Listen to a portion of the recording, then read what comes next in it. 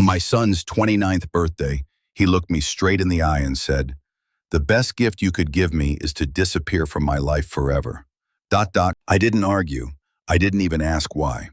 I just smiled, turned around, and let him enjoy his party. An hour later, flashing red and blue lights washed over my yard, and 2 police cruisers pulled up. Officers stepped out, surrounded my property, and arrested my son. You won't believe what led to that moment.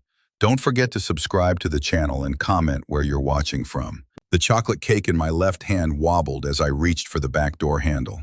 29 candles were waiting in the kitchen drawer. But first I wanted to surprise Leo with this homemade masterpiece. Under my right arm was a small velvet box containing the antique watch he'd admired months ago.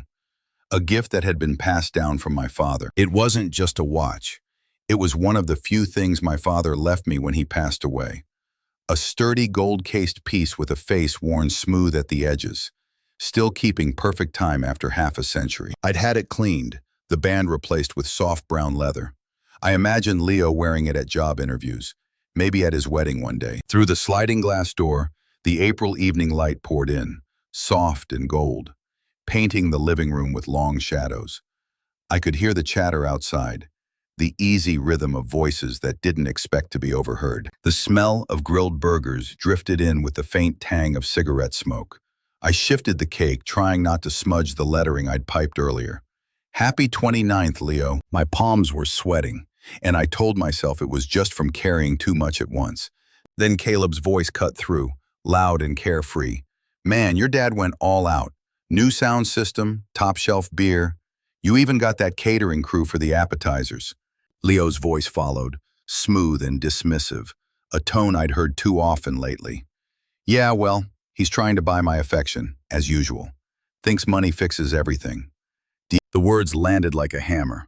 I froze, my fingers tightening around the cake plate until the cardboard flexed. Mason chimed in. "At least he cares. My old man barely calls." Leo didn't miss a beat. "I'm tired of him breathing down my neck about getting a job, moving out, and taking responsibility, like he doesn't understand how hard it is right now." Fiancé. I watched him gesture with his beer bottle, the amber liquid catching the light before he took a long drink. And then came the line, the one that split the day in half. "Honestly, the best gift he could give me is to disappear from my life forever." It was said casually, almost lazily, but it was sharp enough to cut through the glass and into me. Caleb laughed. Mason shook his head with a smirk. From the patio table, Chloe, her eyes never leaving her phone, called out, "You could always move out." Leo shot back, "With what money? He controls everything. Acts like I'm still a kid." Tom. More laughter. I stood there, rooted to the spot, the cool metal of the door handle against my fingertips. 29 years of birthdays, baseball games, homework nights, and hospital visits reduced to a punchline. I took one slow step back from the door, careful not to make a sound. The cake tilted. I steadied it just in time. The velvet box under my arm felt like a lead weight. I set both down on the counter inside without turning on the light. The kitchen smelled faintly of the roast I'd made earlier, now cooling on the stove untouched. The dining table was set with plates I'd chosen that morning, thinking we'd all eat together before the cake. It looked staged now, like a display in a store window. Beautiful, but not for us. I leaned against the counter, letting the hum of the refrigerator fill the silence. Outside, Leo was telling a story, something about me embarrassing him in front of a car salesman last year. I could hear the laughter rise again. I don't remember deciding to sit down, but suddenly, I was in the chair at the end of the table staring at the watch box, my father's watch. Dad had worn it every day. He used to say, "A man's time is the only thing he can't buy back, so spend it on what matters." And I'd spent almost 3 decades of my time on Leo. Shelter, food, tuition, bail money once, though we never told his mother about that. And now he wanted me gone. I thought about stepping outside, handing him the cake, pretending I hadn't heard a thing. That would be easier, quieter, keep the peace. But something in me had shifted. It wasn't anger, not exactly. It was colder than that. Clearer, like the click of a gear sliding into place. From my seat, I could see through the glass door. Leo leaned against the grill, the smoke curling up around his head like a crown he didn't deserve. Caleb handed him another beer. Chloe finally looked up from her phone long enough to smile at something he said. I realized they were all standing on something I paid for. The deck I'd built with my own hands. The grill I'd bought for last summer's barbecue. The house I'd worked 35 years to own outright. And my son wanted me to vanish. I stood slowly, my chair scraping against the floor. My reflection in the glass door looked unfamiliar. The set jaw, the narrowed eyes. I didn't open the door, not yet. Instead, I picked up the cake and the watch, carried them upstairs to my bedroom, and set them on the dresser. The hum of voices outside faded as I closed the door. I sat on the edge of the bed, elbows on my knees, listening to the muffled sounds of the party. I could still hear Leo's voice, animated, laughing. No idea his words had lodged like shrapnel. Downstairs, the kitchen clock ticked. I looked at my watch, 6:42 p.m. By 7:45, the lights of the police cruisers would be spilling across the yard, and everything would change. I don't remember deciding to go back downstairs, but at some point, I found myself standing at the top of the staircase, listening to the voices outside through the half-open sliding door. The laughter was louder now. Leo's voice rose above the rest in that confident tone he reserved for an audience. And then he told the salesman we couldn't afford it, right there in front of everyone. Like I'm some kid asking for candy. Pornt. Caleb's laughter hit the air first, sharp and immediate. Mason followed with a mocking, "Classic Thomas, huh?" Always playing the dad card. Chloe's giggle was quieter, but not so quiet that I couldn't hear it from the hallway. I stood there, hand on the banister, feeling the grain of the wood under my palm. The same banister I'd sanded and stained myself 2 summers ago. My house, my time, my money. I stepped down, slowly, each creak of the stairs blending with the muffled thump of music from the backyard speakers. The kitchen was empty now, the plates and glasses untouched on the dining table.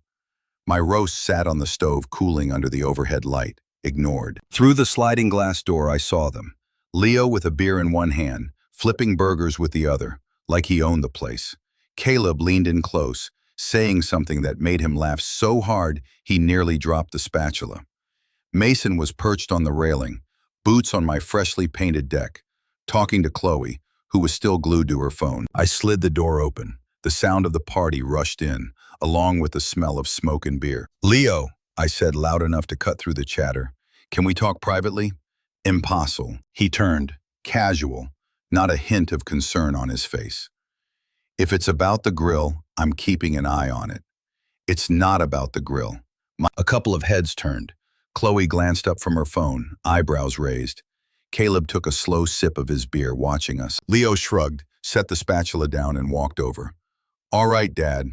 What's so urgent?" I stepped aside, gesturing toward the house, inside. But he didn't move. Instead, he crossed his arms and stayed put. "Whatever you've got to say, you can say it here. We're all friends." I looked at the circle forming around us. Caleb, Mason, a couple of neighbors I didn't know, and Chloe, still seated but watching now. Leo knew exactly what he was doing. "All right," I said quietly. "I heard what you said earlier." His expression didn't change. And I want to know if you meant it." He didn't blink. "Yeah, I meant it. You hover. You micromanage. You make everything about your expectations. I'm almost 30, Dad. I don't need you running my life." A murmur rippled through the small crowd. Someone shifted uncomfortably.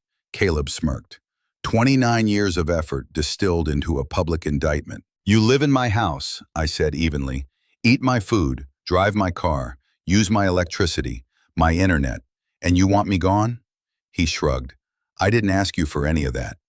You chose to give it. That's on you. David R." It was like watching a stranger wearing my son's face. The same eyes, the same jawline, but the words were foreign, sharp-edged. Caleb clapped him on the shoulder. "He's got a point, Mr. Miller. Parents choose to have kids. You don't get a medal for feeding them." The heat in my chest flared, but I kept my voice steady. Feeding them is one thing.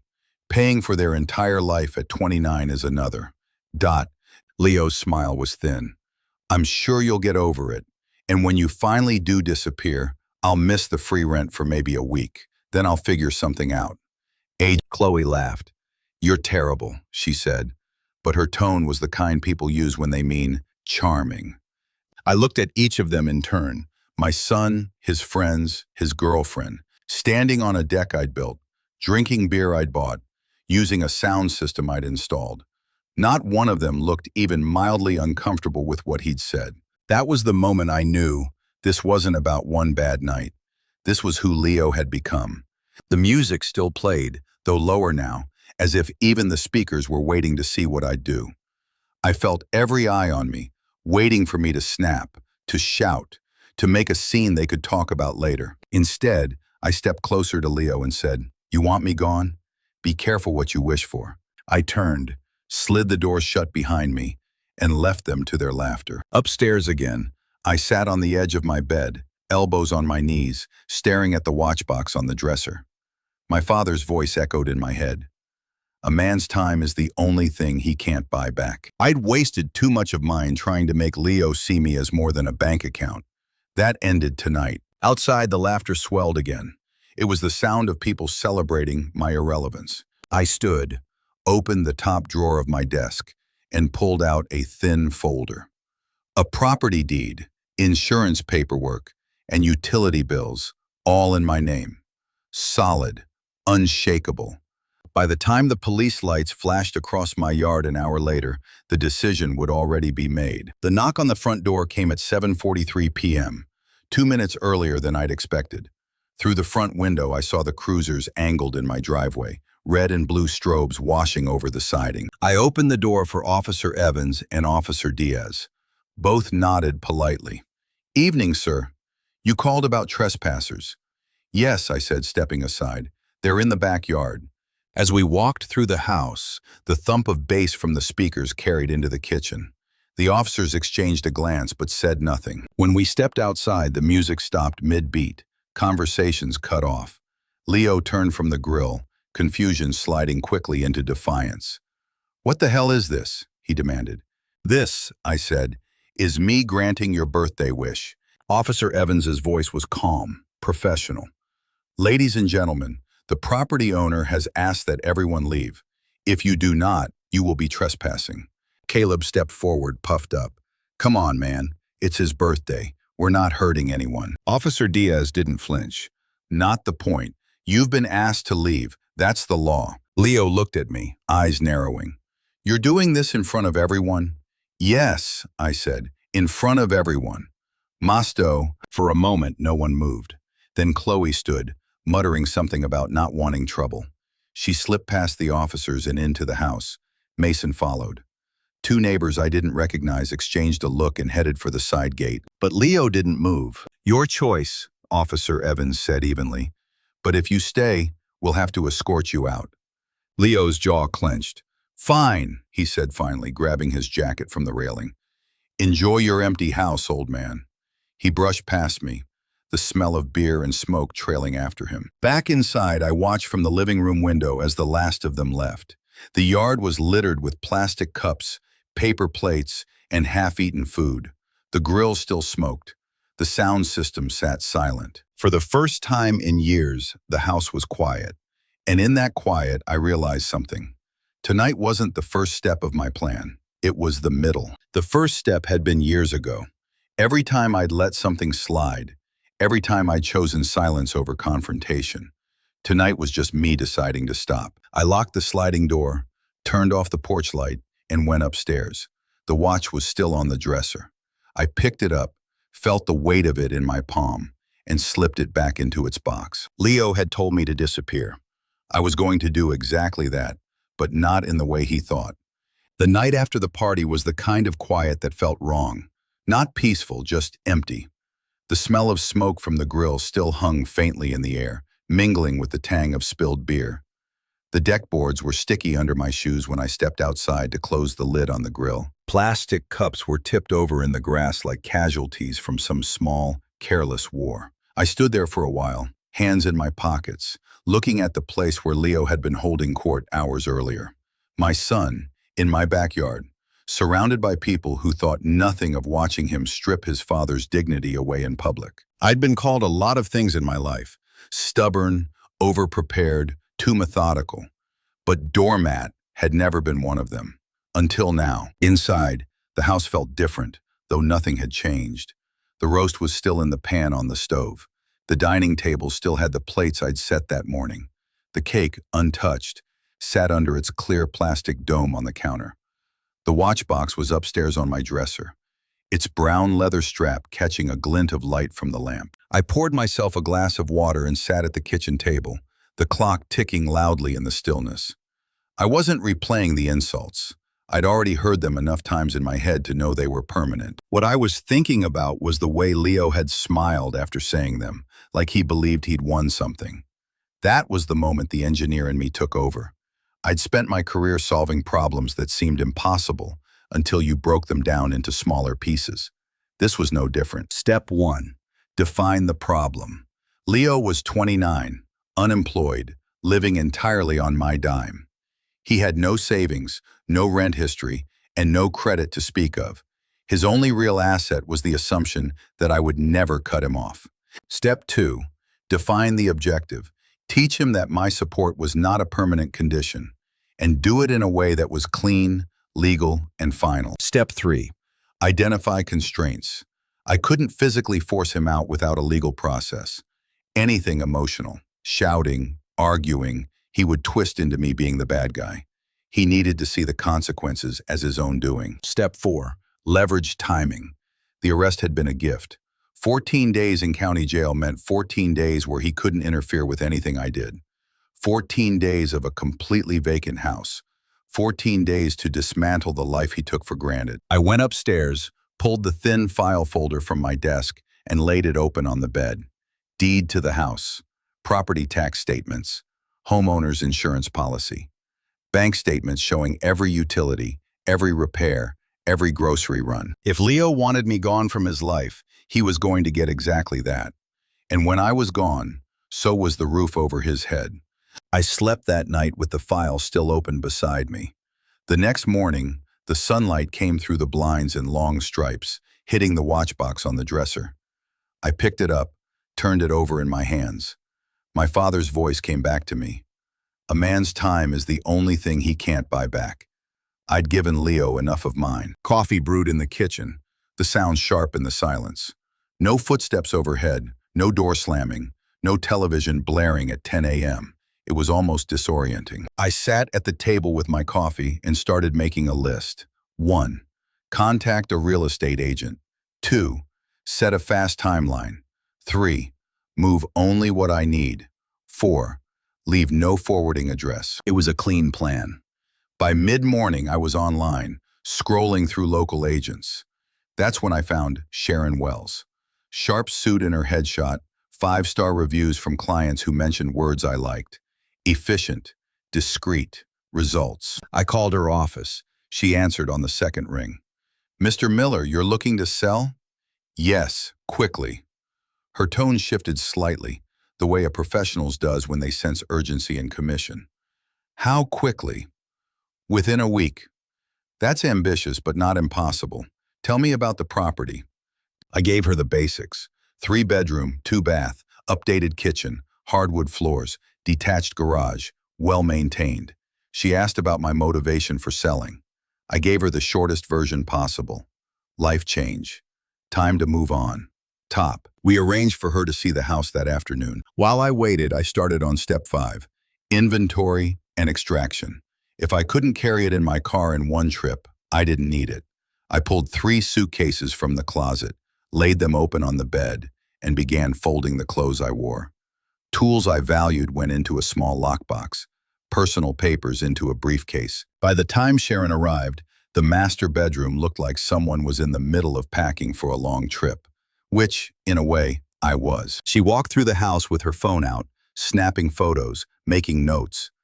"This will show beautifully," she said in the kitchen, running her hand over the granite countertop. "You've taken good care of it."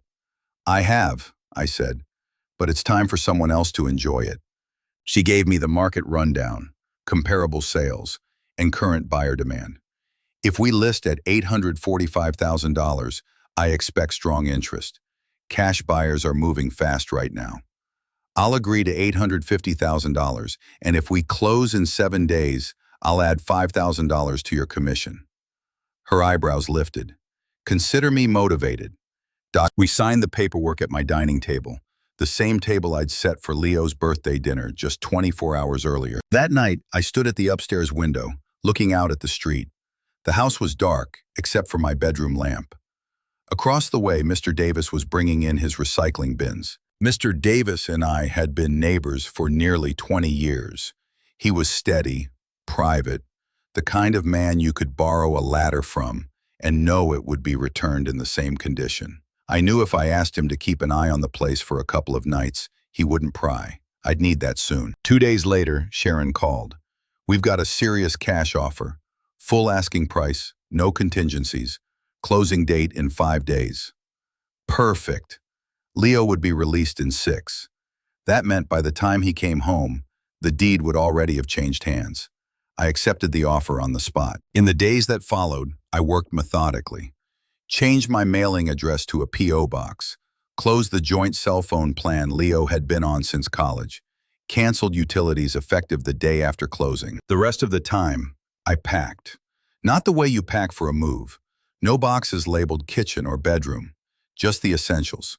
A few photo albums, my father's watch, the tools I couldn't replace. The house began to look less like a home and more like a model property again, staged for strangers.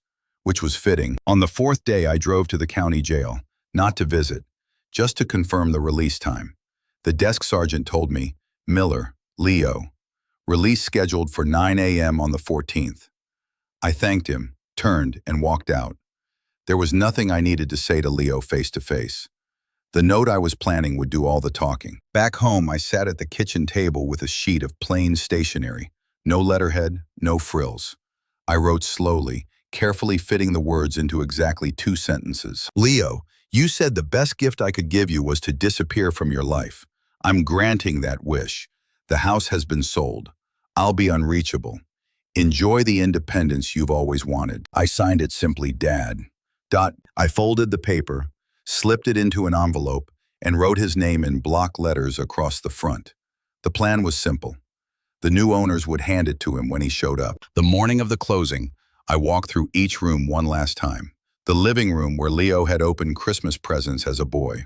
The hallway where his height marks still faintly showed on the wall. The kitchen where his mother used to hum while cooking. I didn't linger.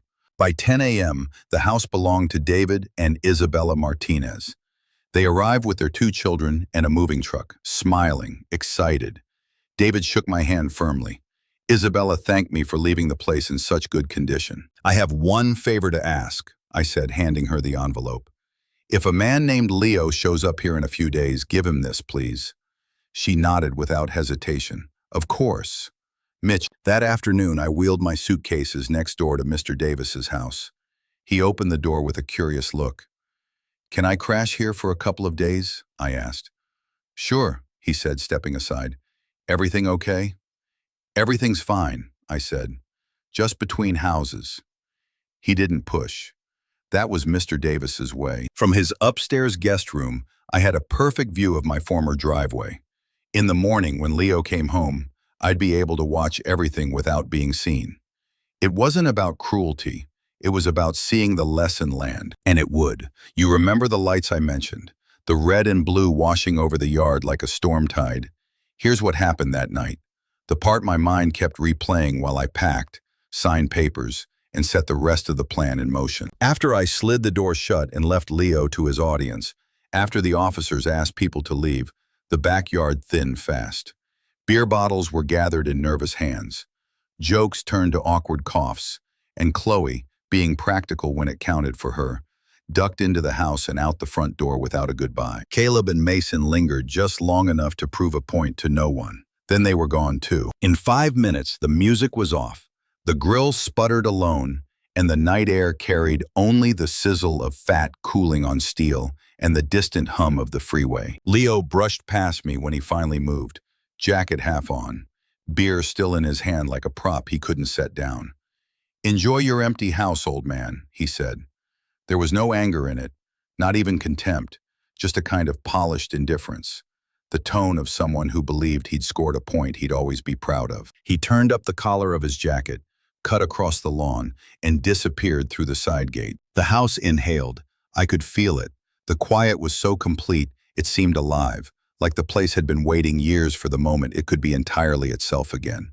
I locked the slider, turned off the porch light, and did a slow loop. Kitchen lights, hallway lights, front porch, and deadbolt. Habit. Control what you can control. I was halfway up the stairs when I heard it. The rattle of the side gate. A dull thud against the fence. Another one, louder. Then the sharp, insistent bang of an open palm on aluminum siding. "Open up!" Leo's voice. Raw now. Not the confident performance he gave on the deck. This one had edges. I could picture the flush in his cheeks, the two wide eyes. When the crowd disappears, the stage gets really small, really quick. I went back down the stairs, not in a hurry. Took the time to flip on the front hall light. Through the peephole, I could make out his shape swinging around the corner from the side yard. His hand already lifted to hammer the door again. I cracked it an inch and put my shoulder against the frame. "Go home, Leo," I said, the way you'd tell someone to put down a hot pan. Calm, factual, unimpressed by the heat. "This is home," he snapped, pushing at the door with a sloppy kind of bravado that made him seem 12. And that was half the problem. He'd learned too well that leaning means people move to keep you from falling. "Not tonight," I said. "Not like this." He took a breath I could hear through the crack, stepped back, and for a second I thought he might have decided to walk away. Then the handle jerked hard. He threw his shoulder into the wood. My feet slid half an inch on the rug. The deadbolt caught the force and translated it straight into the bone of my forearm. "Stop, Dot." He threw his weight again. Something metal on the porch clattered. Maybe the decorative lantern his mother bought at a summer market the year before she died. The sound did what his words hadn't. It cut into me. "Leo." I made his name into a full sentence. "Walk away." For a moment, he did nothing. Then he stepped so close that the peephole filled with the blur of his breath. "Call them," he slurred. "Call your friends in blue. Let them cuff the birthday boy. See if that gets you the sympathy you want." "I don't need sympathy," I said. "I need sleep." I closed the door the final inch and turned the deadbolt fully, until the brass stopped. My hands didn't shake. I let that register. Some part of me had switched over from father to homeowner. A cleaner job with specific rules, steps you could point to in a manual. He banged on the door again, then on the front window, then on the siding to the left of the door. 1, 2, 3, 1, 2, 3, as if trying to invent a beat that would draw the crowd back. The house didn't answer. The phone was in my hand before I thought about it. I didn't dial right away. It wasn't fear holding me back. It was the memory of a boy who used to sneak into our bed after a nightmare when he was 5. A memory so vivid I could smell the shampoo his mother used on his hair. Then the day he outgrew that and stopped. Then the day he learned there were other ways to stop needing you that don't involve any bravery at all. I dialed. The dispatcher who answered could have been anyone. Calm voice, scripted empathy. "Sir, is he inside the home?" "No." "Is he attempting to force entry?" "He's trying. I've asked him to leave. He refuses." "Do you feel unsafe?" "No, I feel tired." A pause at that. "We'll send a unit, sir." I hung up and turned off the front hall light. Through the side window, I could see him pacing, hands rubbing hard through his hair, eyes darting to the street as if a sponsor might pull up with an explanation. There was no one left to sponsor him. He tried the handle once more. Then he kicked the base of the door, an uncoordinated shot that caught carpet and wood both. I didn't speak. There's a kind of silence that acts like space. Put enough of it between you and a problem, and you can see the edges. The cruisers turned the corner quicker than I expected, their lights splashing color on the white hydrangeas my wife had planted along the porch. The yard glowed like a bad dream about a good neighborhood. Officer Evans again, this time without Officer Diaz. He moved like a man who knew the steps of this dance by muscle memory. "Evening," he said, voice pitched so it could be heard without escalating anything. He put a palm up toward Leo, the way you do to show a dog you're not a threat. "What is this?" Leo tried to give his anger a shape. "He's kicking me out of my own house on my birthday." "It's not your house," I said. "It's mine." The way you'd point out the address on a package delivered to the wrong door. Evans split his attention cleanly, the way a good cop does. "Sir," to me, steady and professional. You want him off the property? I do. Then to Leo, the tone not changing at all, which is its own kind of message. You've been asked to leave. You need to leave now. Neested. I live here, Leo said, spreading his arms like he was trying to convince the sky. He can't just throw me out. I have rights. You have permission, I said, and I'm withdrawing it for tonight. Come back tomorrow sober and get your things. We'll talk about the rest. Tot, Evans kept his eyes on Leo. That's reasonable. Your father is asking you to leave the property tonight. If you refuse, you will be trespassing. Leo laughed. It wasn't a sound with any humor in it. Arrest me, he said, like it was a dare. Make the old man's night. Evans didn't bite. You don't want that, he said. Trust me. He waited, seconds that felt longer than they were. Walk away. There was a version of my son who would have done it. There was another who would have said something cutting, thrown one last punch with words, and left in a shower of his own importance. That night, I didn't get either one. That night, I got a boy who had learned more from his loudest friends than from anything I'd ever tried to teach him. He stepped onto the grass and made a show of walking toward the sidewalk, hands raised. Then he spun back to the porch in 2 long strides and slammed both fists into the door with all the force his anger could translate into movement. The sound brought the neighborhood to its windows. It also brought Evans's hand to his radio. Unit 37 on scene requesting additional, he said almost conversationally. Then to Leo, you're done. Leo tried to pull loose when Evans took his wrist. It wasn't a fight. It was an argument with physics that he had no chance of winning. Evans turned him, the way people do this 1,000 times and learn the safe angles. And the cuffs clicked, that little sound that lands like a verdict. Leo Miller, Evans said the words evenly. You're under arrest for criminal trespassing and failure to comply with a lawful order. You happy now? Leo tossed it at me over his shoulder while Evans guided him down the steps. This is what you wanted? 'Cause congratulations, you win. It wasn't a victory. It was a boundary. I kept my hands at my sides. I hope you sleep well, I said. It was the truest thing in me. They walked him to the curb, his movements a messy mix of swagger and stumble. Evans put a hand on the back of his head as he helped him into the back seat, a human gesture inside a policy one. The door closed, the lights rolled, the yard quieted so fast it felt like a trick. When the cruiser turned off our street, the house exhaled. I stood on the porch for a full minute, the air cool enough now to clear my head. The lantern on the step lay on its side, the glass cracked. I picked it up carefully, the way you lift an old photograph someone stepped on by accident. I set it on the table by the door, not because it mattered, but because it once had. The clock over the stove said 8:57. I poured a glass of water and sat down at the kitchen table. My phone buzzed. Chloe. A text long enough to need scrolling. This is beyond cruel. He's your son. It's his birthday. How could you do this to your own family? The kind of message people send when they've only ever had their side of the story validated by people who profit from it. I didn't respond. I didn't need to defend what the law already had. 5 minutes later, another text. Caleb this time. Fewer words, more heat. Power trip much. Wait till everybody hears you call the cops on your own kid. I put the phone face down. Let them curate their outrage. They'd run out of audience before I ran out of reasons. The phone rang again. An unknown local number. I let it go to voicemail. The message was a polite voice from the county. Mr. Miller, this is the booking desk. Your son has been processed. Standard holding for tonight. You may contact the jail for visitation hours and release information. It was the language of systems. No judgment, just the facts. I took another sip of water, then stood and rinsed the glass like it was any other night in any other year. Then climbed the stairs to the room that had stopped being ours when my wife died, and slowly learned how to be mine without apologizing for it. I slept. Not well, but enough. Morning had the decency to be ordinary. Sun through the blinds, the same striping on the carpet it had made yesterday, the same hum of the fridge. Coffee filled the kitchen with the smell of beginning again. I sat at the table with my mug and for the first time in too long, didn't listen for footsteps overhead.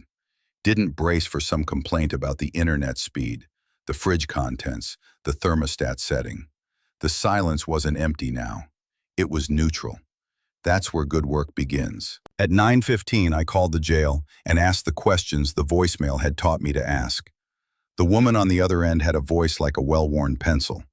Not soft, not sharp, just durable. Booking number? I gave it. Charge? I repeated what the officer had said. Release date? 14 days. Standard for the combination if the judge doesn't shave it down. Release at 9 a.m. on the 14th. You can check back on the 13th to confirm. Thank you, I said. I meant it. There's a relief in precise information. Engineers aren't the only ones who worship at the altar of numbers. By the time I set the phone down, the plan that had clicked into place the night before had teeth. 14 days. Not a long time. More than enough. You already know some of what I did with that time. The calls to Sharon Wells, the evaluation, the rapid listing, the offer that landed like it had been waiting in the air all along for someone to stop apologizing for their needs. But the plan only works if you understand that what moved it forward wasn't revenge. It was clarity. I closed the joint phone plan that had been temporary since college. I gathered the small pile of envelopes that came with his name on them. A circular from a gym he never used, a credit card application he didn't qualify for, and a flyer from a gaming store offering trade-in bonuses for systems I'd loaned him cash to upgrade twice. I stacked them neatly and didn't feel anything. Around lunchtime, the phone rang again. A number from the jail. I let it go to voicemail. Then I listened. You have a collect call from... A pause where Leo's voice inserted his name into the script, clipped and resentful. Leo, an inmate at Santa Clara County. The system asked me to press 1 to accept. I didn't. He tried twice more that day, once the next morning. The third time, I picked up because there are certain duties you perform not for the person, but for yourself, to be sure of what you've chosen. Dad, his voice carried the distance in it, the slight hollow of a call routed through hardware designed for containment. You made your point. Come get me out of here. 14 days, I said. You'll be fine. You think I'm scared? He laughed. And finally I could hear it, the crack under the veneer, the little boy fear that he wasn't ready to show to anyone but me. This is a joke. They're putting me in with guys who did things. All I did was knock on a door. You refused to leave the property when you were asked, I said. That's not a knock. That's a choice. I kept my tone calm, not kind. Calm is kinder. You're going to regret this. He put all his strength into the words, as if he said them with conviction. The walls around him might back up 6 inches out of respect. You think you win because you have the cops and a mortgage. You think that makes you a man. I let him finish. Then I told the truth that mattered most to me. I think being a man means not confusing love with subsidy. I should have taught you that sooner. I didn't hang up. I waited to hear if there was any listening left in him. The line went quiet, the way lines do when the speech is over and the comprehension hasn't begun. Then the automated voice reminded us both that we were temporary here, and the call ended. I put the phone down and wrote my list for the afternoon. Bank, P.O. box, utilities. It felt less like a checklist and more like an inventory of a life I was finally consenting to live intentionally. The days moved with the steady rhythm of decisions made once and followed well. Sharon worked like people do when something important has been laid in their hands. Professional photos, a listing that spoke without selling, an open house stapled right to the day the listing went live. The way a good plan uses momentum as currency. By the end of the second day, offers. By noon on the third, the Martinez family with one that fit so cleanly into the space I had reserved for what next that I didn't even feel the need to bargain them up. Cash, clean, fast, done. When I told Sharon I'd accept, she exhaled into the phone in a way that made me like her more. You're doing the right thing, she said. People always say that when their incentives point in the same direction as yours. I didn't need her to be right. I needed her to be effective. She was. Packing had its own quiet morality. You decide every 5 minutes who you are without an audience. You wrap a thing your wife loved, not because you need it, but because your hands remember what it felt like in hers. You leave a stack of t-shirts you wore on Saturdays fixing small problems, because the person who wore them has already been fixed, or he hasn't, and threads won't help. You take the photos, not the frames. You take the watch, not the cufflinks. You take the letters from your father, not the Christmas cards from people who never knew where to write when you stopped hosting dinner. On the morning of the closing, I drove downtown with 3 suitcases in the trunk. I left them there while I signed. David's handshake was warm. Isabella's eyes had that look people get when they've been saving for something that seemed bigger than their circumstances. And now, suddenly, the circumstances fit. I liked them. That helped.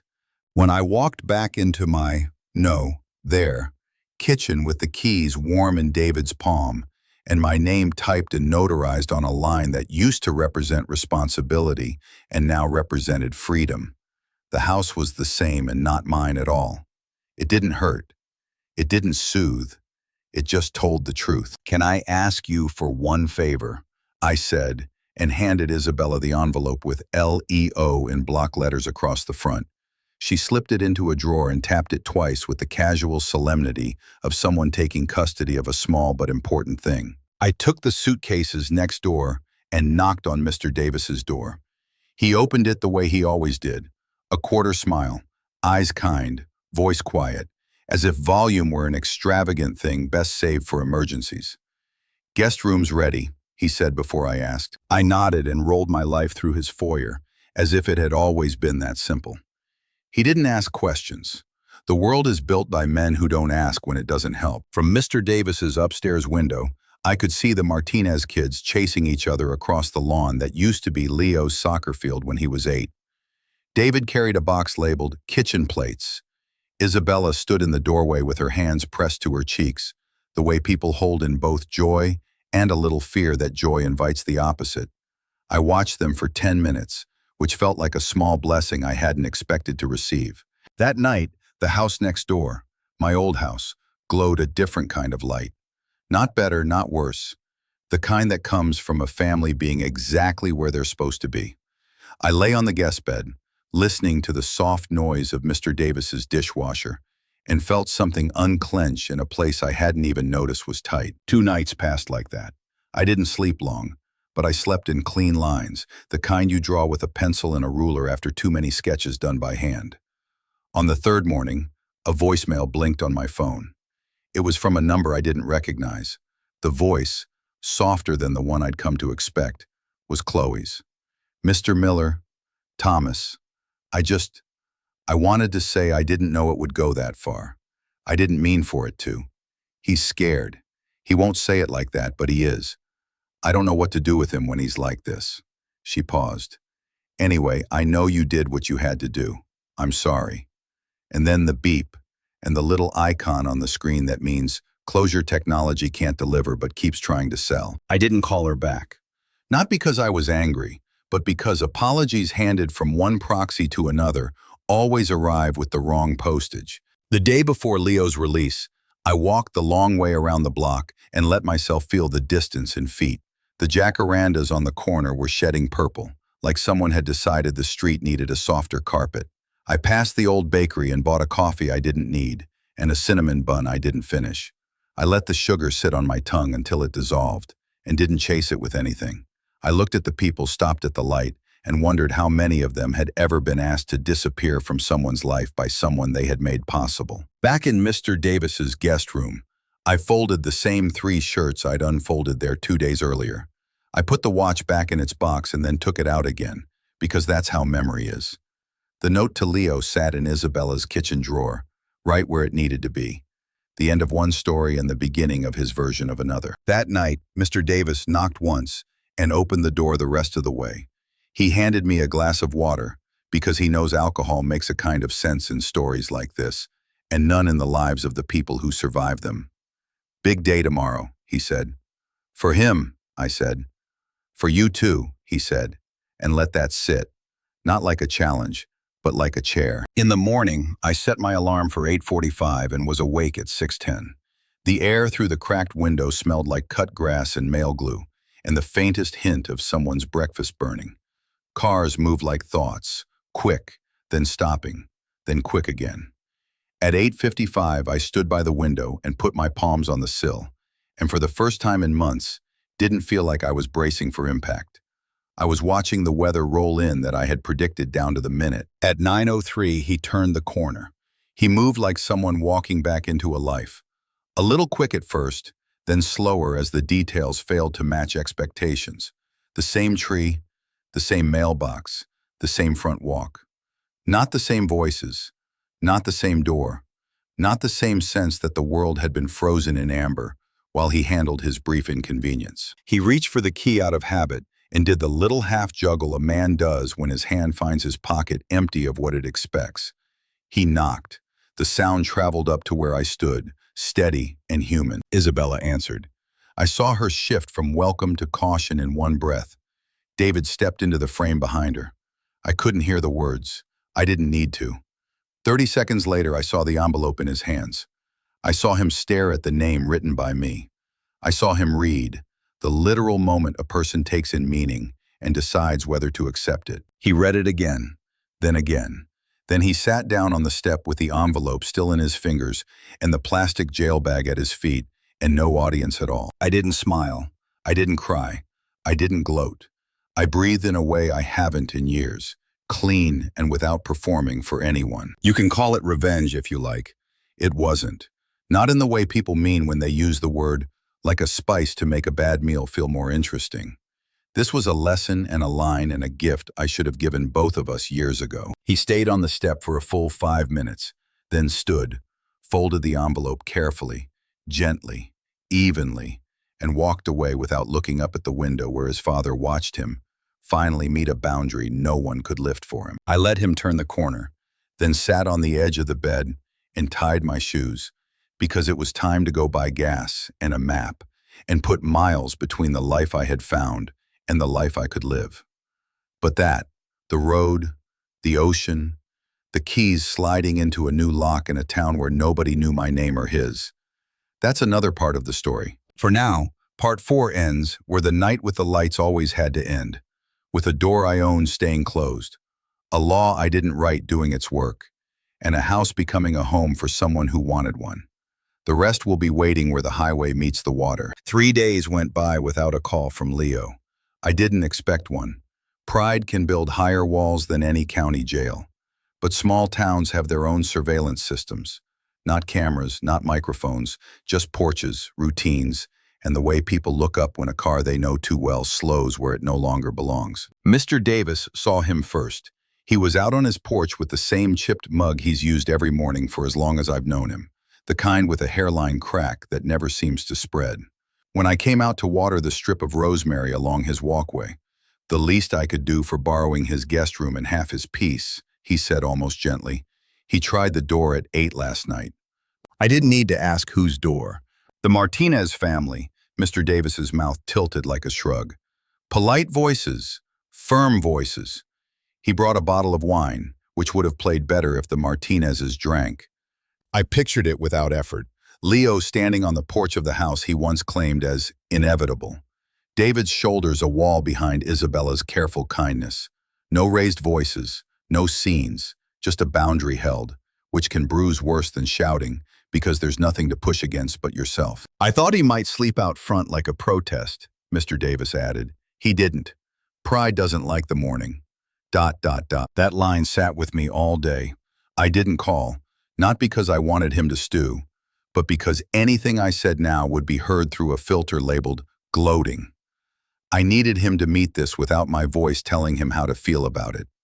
That was how the lesson would stick, not as punishment, but as evidence. On the 4th afternoon, my phone lit up with his name, the photo attached to his contact, him and Chloe on a beach last summer, her sunglasses perched on her head, his grin wide, made something in me ache in a way I didn't have a word for. I let it ring 1 beat longer than usual, then answered. Dad, he said, and the word sounded like he was borrowing it, unsure of whether it still belonged to us. We need to talk. Where? Java Junction, 30 minutes. The cafe is 2 blocks from the high school, the place I used to take him on Saturday mornings, when a good grade on Friday seemed like it should have a flavor to go with it. Back then, he ordered frozen mochas, topped with a tower of whipped cream that leaned like a new building. The man waiting for me now had an espresso in front of him. No sugar, no milk. A different affectation. maybe a different man. He didn't stand when I came to the table. He didn't smile. David said you sold the house without telling me. I didn't have to tell you, I said. I didn't say it harshly. I said it like a fact. I did what I needed to do. He stared at the table's wood grain for a long moment, tracing one dark line with his finger, the way a kid follows a maze with a crayon. You knew I was in jail, he said finally. You sold it while I was locked up. Yes. Why? It wasn't yelled. That made it land harder. Because it's the only time I knew you couldn't interfere, manipulate, or stall, I said. You told me to disappear. I chose to do it cleanly. His jaw twitched. A vein showed faintly at his temple, pulsing with something he didn't have words for. Fury, humiliation, grief, all trying on each other's coats to see which fit best. Chloe is not thrilled, he said, and forced a dry laugh that broke before it finished. I didn't take the bait and ask how Chloe felt. He offered it anyway. She says she needs time, says she has to think about her future, which apparently can't fit into a storage unit. ... I kept my hands folded around my cup. Did you expect her to carry boxes with you? The question wasn't cruel, it was surgical. He looked up at me then, anger and hurt leveled like a carpenter's tool. Are you proud of yourself? No, I said. Proud isn't the word I'd use for any of this. What word would you use? Necessary, I said. Overdue. We let the room fill in around us. The cafe smells the same way it always has. Coffee, cinnamon, and a hint of the dish soap they use in the sink behind the counter. Two high school kids in leather jackets were arguing softly about whether a track time had been misrecorded. The barista, a woman my age with a tattoo of an anchor on her forearm, wiped down a table as if time could be polished away. You keep saying, I told you to disappear, Leo said, leaning forward, elbows on his knees. I didn't mean it like that. You meant it exactly like that, I said. You said forever. You had a crowd when you said it. You had an audience to perform for. You chose the version of me that played best to your friends. A muscle in his cheek jumped. That was a joke. It wasn't, I said. A joke is a thing people laugh at together. What you said was a thing you expected them to laugh at me about. He picked up his tiny cup and put it back down without drinking. You know what's funny? He said. You keep using words like choice and expectation and necessary like they're neutral. They aren't. They're weapons you picked because you know I don't have any. That isn't true, I said. You have the only weapon I don't. Youth. You have time, and you're spending it like it's a credit card someone else pays. The line sat between us like a third cup. Bitter, undrinkable, honest. He stared at his hands. The left thumbnail was ragged where he'd been chewing it. The small white crescent of a fresh blister showed on his index finger. Jail cafeteria trays, maybe. Or the way stress manifests in men who never learn to do anything with their hands but gesture. Can I stay with you? He asked. He didn't look up when he said it. The words crawled out of his mouth, embarrassed to be seen. There it was, the crossroads I had rehearsed in my head 100 times and always found some reason to walk past. It would be so easy to say yes, to tell myself it was temporary, that 5 nights in Mr. Davis's guest room could stretch to 7, then 10, then until the next crisis came with its logic. To call that love and let it pass for mercy. No, I said. His head snapped up. No, you can stay 1 night at a motel, I said. I'll pay for it. I pulled a card from my wallet and slid it across the table. Tomorrow, you go to the Workforce Center on 17th. You ask for Linda. She runs orientation. You sit through it, however boring it is. Then you come back here and show me the paper that says you did it. I'll buy you dinner. You're going to make me jump through hoops for a meal? He laughed again, uglier this time. What is this, a morality play? It's a plan, I said. Something besides improvising with other people's money. Gee, he didn't take the card. He looked at it like it might burn him. I'm not a child, Dad. No, I said. You're 29, which means if you were a child, we would be running late for your kindergarten orientation by almost a quarter century. The barista glanced over at us, then not, because nitrogen hangs heavier than oxygen, and you can always tell when a table is running out of air. Leo saw her see us and flushed. You think I haven't tried? He said. Every listing I send a resume to wants 3 years of something I don't have. What are you sending? I asked. To what jobs? And what did you write about yourself when you did? He looked at his phone, at the table, at me. What difference does it make? It's all the difference, I said. When you tell the truth on paper, you have to live it off paper. He pushed back his chair and stood too fast, the legs skittering. You know what? Forget it. Keep the lecture. Keep the motel. Enjoy your little victory. He took one step toward the door and stopped. He looked like he might say something else, something that would land or cut or change the shape of the day. He didn't. He shoved his hands into his pockets and left without looking back. I sat there after the door closed behind him, watching the space where he'd been, as if I could see residue he didn't know he left behind. The anchor tattoo on the barista's arm flexed as she lifted a tray.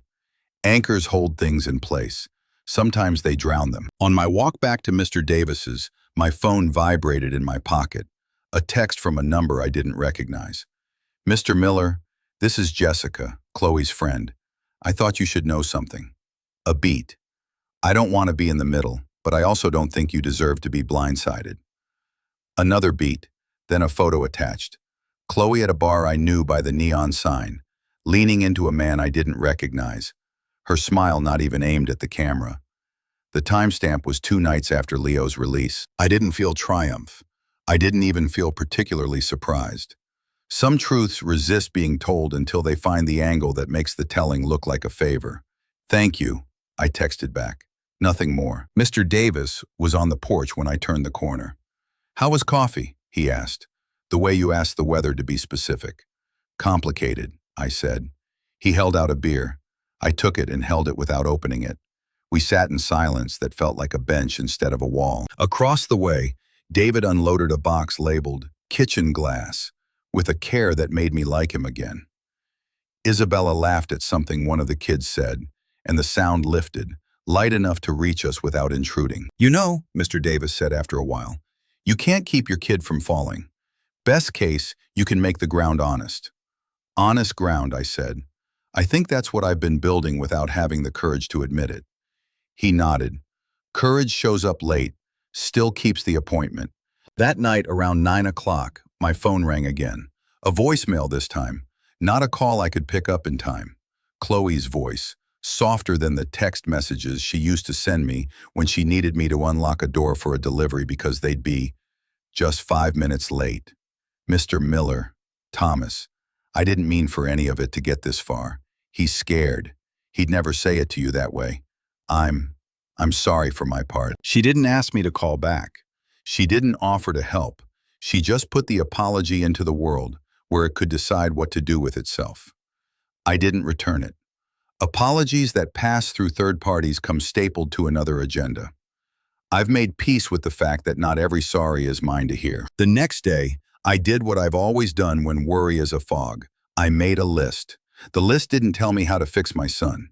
It told me how not to fix him. There's a difference. Don't loan cash. Don't offer couches. Don't call employers on his behalf. Do answer the phone. Do say what is true. Do offer what a man offers another man when the chips are down. A direction, not a ride. Around noon, he texted, "Is the motel offer still there?" "Yes," I wrote. "The Redwood Inn. Reservation under your name. 1 night. Check in after 3. What about tomorrow?" He wrote. "Orientation. 17th Street. Ask for Linda. Bring ID." There was a long pause, then, "Fine." The Redwood Inn looks like 1,000 other motels along 1,000 other roads. Faded sign, pool with a chain around the gate, a vending machine that eats your dollar and returns it guilty. A minute later, when I pulled into the lot to make sure he'd shown, I saw him standing outside the door to room 112, staring at the plastic keycard like it contained instructions in a language he'd never learned. He didn't see me. I didn't say anything. He slid the card into the slot, waited for the green light, and didn't flinch when it came. Small victories matter most to the people who never learn to count them. Back at Mr. Davis's, I ate a sandwich over the sink, the way widowers do when the ritual matters more than the bread. The house next door was alive in a good way. No television blaring, no bass thumping through walls, just the murmur of a family putting plates in a cabinet they intend to use. I let my shoulders settle. You can't manufacture that sound. You can only get out of the way of it. At 5 o'clock, my phone buzzed. A photo from Leo. The motel bed unmade. The room as beige as all pain is when it isn't dramatized. "I'm here," he wrote. 3 words. Not performative, just proof of life. "Good," I wrote back. "Eat something. Set an alarm. Orientation is at 8 sharp. Be early." "You going to be there?" he asked. "No," I wrote. "You are." At 6 o'clock, Jessica texted again. "I told Chloe to give him space," she wrote. "She didn't listen. But she won't make it harder. At least not on purpose. I'll try." My first instinct was to tell her none of this was her job. My second was to remember the way people in their 20s think loyalty is a thing you show by arranging each other's chaos into manageable piles. I wrote back, "Thank you for looking out for him as a person, not a project." She sent back a single heart. The world is changing. The heart still means what it used to. That night, I lay in Mr. Davis's guest room and listened to traffic. Not loud, just present. The kind you forget you're hearing until your brain decides to make a point about what continuity feels like. I thought about my father's watch in the drawer and the line he used to say when he wound it on Sundays. "A man's time is the only thing he can't buy back." I'd finally stopped bartering mine. At 7:42 the next morning, he texted a photo of a brick building with a sign that said Workforce Center and a small crowd of people out front holding clipboards and coffees. "Here," he wrote. Then 5 minutes later, a second photo, a close-up of a schedule with Ori Erection, 8 o'clock, circled and the name Linda scrolled in the corner with a smiley face, like she'd been doing this long enough to know ink lands better when it looks like a person's hand. At 9:12, in session, boring as hell. At 10:03, resume workshop next. Do I put the jail thing? I stared at the question longer than it should have taken to answer. The instinct to protect, to shield, is stronger than most commandments, but protection is often the lie we tell love, to make it look noble when it's just scared. "No," I wrote, "you don't lie. You also don't volunteer. If asked, you tell the truth as a fact, not a confession." At noon, done. The paper says I showed. They gave me a list of day labor stuff and 2 warehouse leads. One does overnight shifts. "Pick one," I wrote. "Apply today. I'll buy dinner at 6 if you bring me proof you did." He didn't respond. I put my phone face down and stared at the ceiling. I didn't pray. I don't know how anymore. But I made a space in my chest where something could settle that wasn't fear. At 5:30, my phone buzzed. A photo of a filled-out application. Another of a confirmation email from a warehouse in the industrial park. Then, unprompted, a third. A selfie in a mirror I recognized from the Redwood Inn. His hair combed, the same wrinkled button-down he wore to his high school senior presentation when he argued that school should start later because teenagers are chronically sleep-deprived. His mouth wasn't smiling. His eyes looked like he'd borrowed a pair that could see past tomorrow. 6 at Java Junction, he wrote. 6, I answered. He was already at a table when I arrived, a water in front of him, no coffee. He pushed a piece of paper across the table like it was a passport. "They said they'll call in 2 days if they want me for the graveyard shift." He swallowed. "I put you down as an emergency contact." "Okay," I said, one word that contained more approval than praise ever could. We didn't talk about Chloe. We didn't talk about the man in Jessica's photo. We didn't talk about the house next door. We ate 2 sandwiches and split a cookie because that's what you do when there's enough humility in the room to make sugar feel honest. On our way out, he hesitated. "You know, I can't live at the Redwood forever," he said, the sentence a question held in the shape of a fact. "I know," I said. "Tomorrow, I'll show you how to get on the wait list for the transitional housing by the river. It's not fancy, it's safe." He nodded, then looked at me like he was trying to see the outline of the man he knew inside the man he'd painted over for years. "You meant it," he said, "about disappearing." "I did," I said, "from the parts of your life that pretend to be mine." "Does that mean from me?" "No," I said. "It means I'll be where a father belongs when a son is a man. On call, not on payroll." He stared at the floor for a moment. When he looked up, he didn't try a joke. "Okay," he said. "Okay." On my walk back to Mr. Davis's, the jacarandas along the sidewalk had started to drop their purple confetti again, and my shoes lifted the petals without crushing them. The Martinez kids were on the porch step, chalking a hopscotch grid onto the walkway I'd power washed every spring. David waved as I passed. Isabella smiled with her whole face. Life was happening in the right places. In Mr. Davis's kitchen, I washed my hands and stood with a towel until my fingers remembered they weren't shaking. He slid a plate of sliced peaches across the counter. "How's your ground?" he asked. "Honest," I said, "for once." He nodded. "That's where people learn to stand." That night, I lay awake and listened to the tiny sounds houses make when they're content. A pipe tick, the low sigh of a vent, the slosh of a dishwasher that has never once had to negotiate wages or love. Somewhere in the distance, a train horn blew, the kind of note you hear in movies when someone is leaving, even if you're not. I thought of the ocean I still intended to drive toward, not as an escape, but as an address. And I thought of my son, alone in a room with a bedspread older than he is, holding a plastic key and a paper with his name printed by a stranger's pen. Proof that he had shown up somewhere, and that somewhere had recorded him as present. It isn't victory. It isn't a defeat. It's the only thing that has ever changed a man, the moment he decides to stand without a hand under his elbow. In the morning, I would drive him to the housing office and sit in the car while he went inside alone. I would point to the line on the form he was most likely to skip and tell him that if he filled it out, they would call him sooner. I would drink coffee that tasted like waiting, and if the warehouse called, I would be the emergency contact who didn't rescue, just answered, "Yes, that's my son. Yes, he can be reached at this number. Yes, he will be there on time." Mercy without subsidy. Love without disguise. Boundaries that don't brag. Some stories end with a slam. This one, if I could help it, would end with a door opening from the inside. Leo didn't come back to the house for almost a week after that day in the driveway. I'd half expected him to show up the very next morning, pounding on the door, demanding answers, maybe even trying to force his way inside. But he didn't. Instead, the silence stretched, and in that silence I worked.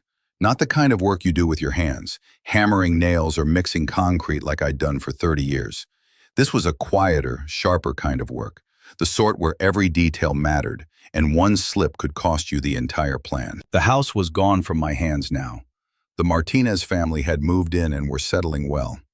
David's truck was always parked neatly in the driveway. Isabella had already hung flower baskets along the porch rail.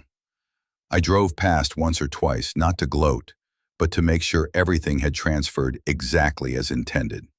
It had. I wasn't worried about the house anymore. My focus was on the second half of the plan, the letter. It wasn't just any letter. It was a complete, documented trail of every choice Leo had made to get himself here. Every insult, every betrayal, every bad decision had cost him my trust. I wanted it all laid out, not as a rant, not as revenge disguised as honesty, but as an unshakable record, something he couldn't spin into his version of the story later. I started with dates. The year he dropped out of college, even though I'd offered to help him stay. The month he sold his mother's ring without telling me. The night he stood in my kitchen and told me Chloe's dream mattered more than paying back the loan I'd given him. And of course, his 29th birthday, when he told me to disappear. Each event had its own section in the letter. Not paragraphs of emotion, just facts. But I knew facts could cut deeper than any insult when arranged carefully. Still, I didn't want the letter to be only about him. I wanted it to be about me too, about what I had chosen to do after that driveway moment. So, I told him in writing. I told him about the phone call I made to Sharon Wells within an hour of him leaving that day. I told him about the cash offer from the Martinez family and how I'd accepted it on the spot. I told him how the deed had been signed over before he even realized the house was no longer mine to give. And then I ended the letter with the line I'd been waiting weeks to write. "You asked me to disappear from your life. I listened. Now the house, the yard, the driveway, they've all disappeared from yours. I hope you enjoy the gift." I didn't mail it right away. Timing mattered. The following Thursday, I finally got the call I'd been expecting. "Dad, We need to talk." Leo's voice was tight, almost formal. "About?" I asked, though I knew exactly what about. "This is serious," he said. "It's about the house." "I don't live there anymore," I replied. He went quiet for a second. "Yeah, I noticed." There it was, the crack in his voice, the first sign he was starting to realize the ground had shifted beneath him. "Where are you staying now?" I asked. "With Chloe's parents," he muttered, "but we can't stay here forever. We have plans." Plans, that word again. Every time he'd used it in the past, it meant something for him, never for us. "I'll be in town tomorrow," I said. "Meet me at O'Malley's Diner, noon. Bring your appetite." The next day, I got there early. O'Malley's had been our place back when he was a kid. Saturday mornings after Little League games, we'd sit in the same booth by the window. He with a chocolate milkshake, me with black coffee. I didn't know if he'd remember that, or if he even cared. Leo walked in 3 minutes late. No smile, no handshake, just a stiff nod before sliding into the booth. "You sold the house," he said, skipping any kind of greeting. "Yes." "Why?" "You knew we were counting on it. Chloe and I." "Chloe and you don't live there," I said, cutting him off. "It was my home, my decision." His eyes narrowed. "It wasn't just your home. Mom lived there too. It was ours," I said evenly. "And when she was gone, it became mine to decide what to do with it. And I decided." He exhaled hard, leaning back. "So, what now? You expect me to just figure it out?" "Yes." He laughed, short and bitter. "That's it? No offer to help? No guilt?" I reached into my jacket pocket and slid an envelope across the table. He stared at it for a second before picking it up. "What's this?" "Read it when you're alone," I said. "Not here. Nieshta." He didn't open it in the diner. He just shoved it into his jacket like it was nothing, and we sat in silence for a few minutes. I sipped my coffee. He fidgeted. Finally, he stood up. "Guess that's it?" he said. "Guess so." And then he left. 2 nights later, I got a call at 11:42 p.m. My phone lit up with his name. "Dad," his voice cracked.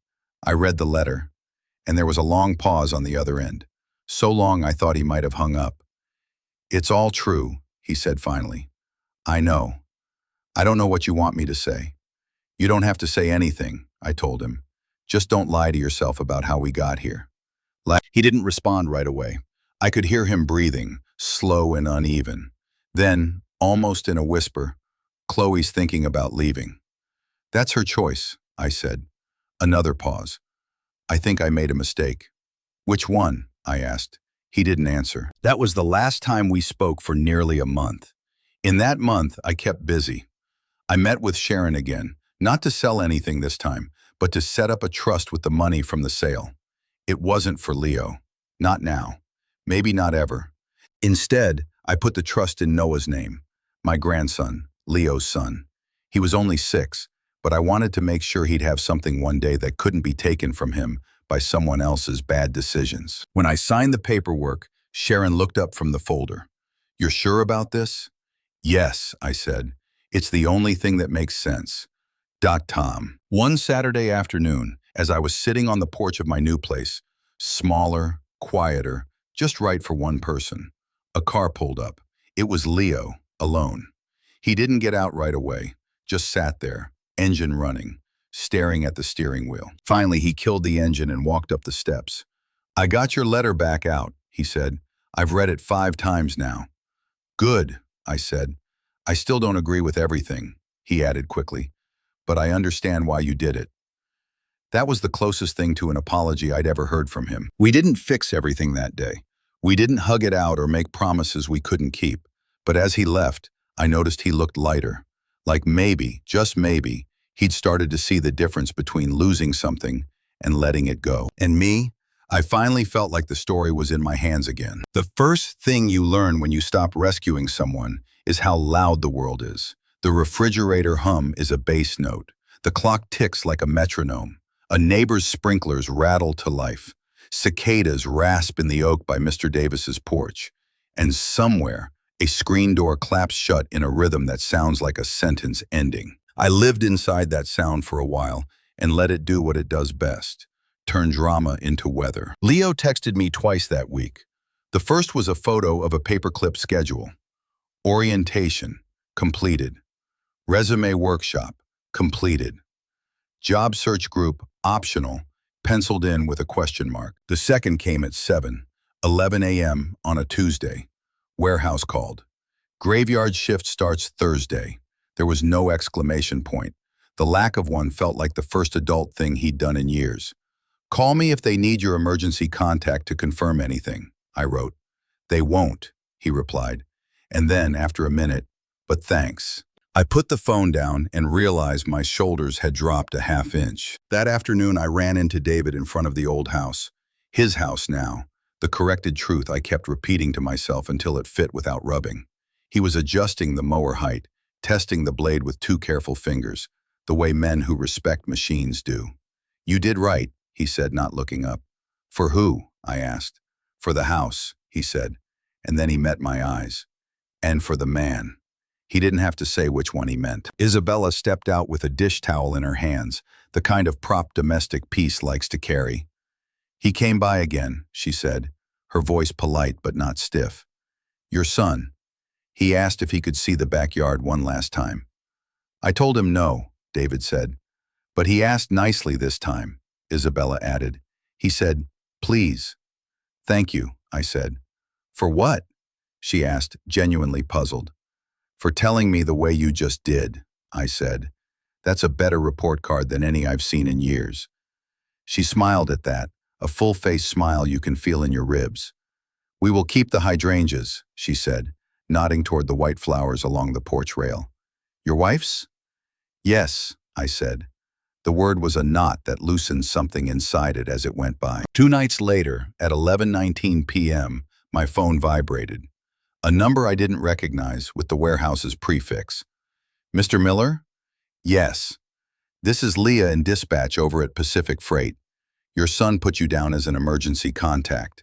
He's here early. Just thought you'd want to know. Thank you, I said. And then, because the truth deserved to be honored aloud, I do want to know. There was a pause. We don't get many early, she said. A little softness leaked through the professional shell.